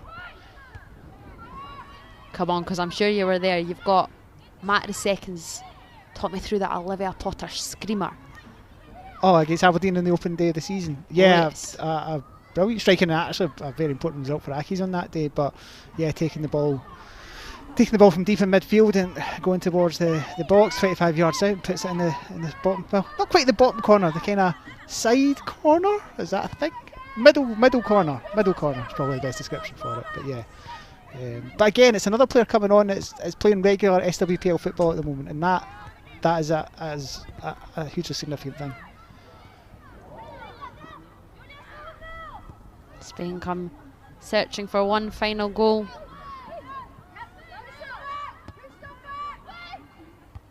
In these late stages, Jess Broderick's header cleared a little bit further by Millie Urquhart.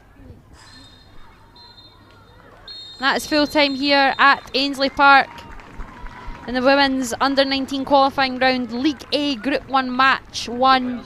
It's finished Spain 6, Scotland 0.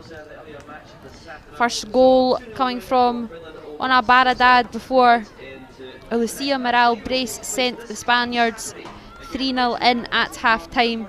Julia Bartel and Erica Gonzalez got in on the act late on too, before it was rounding off by Estela Carbonell Nunes in the 90th minute.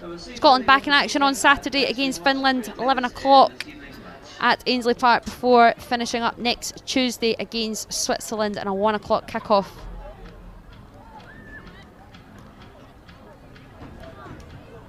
Just have a little look through these goals for you before we round off our coverage here tonight. There's the fourth goal, first goal of this half.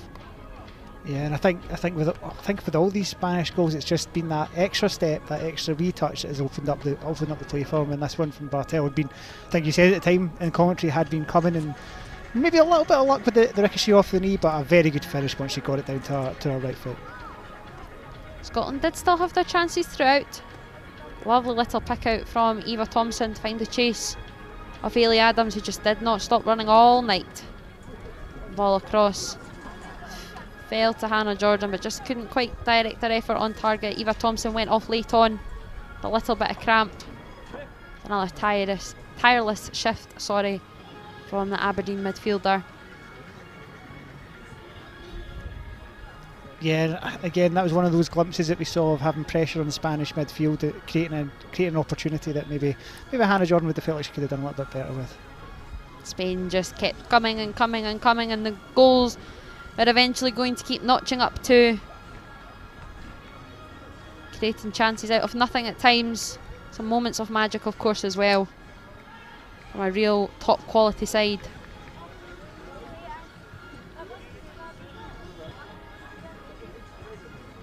This was a lovely ball from Hannah Robinson as well that nearly set away Emily Burst, but she couldn't quite get to it, and Shelfont was there to smother it.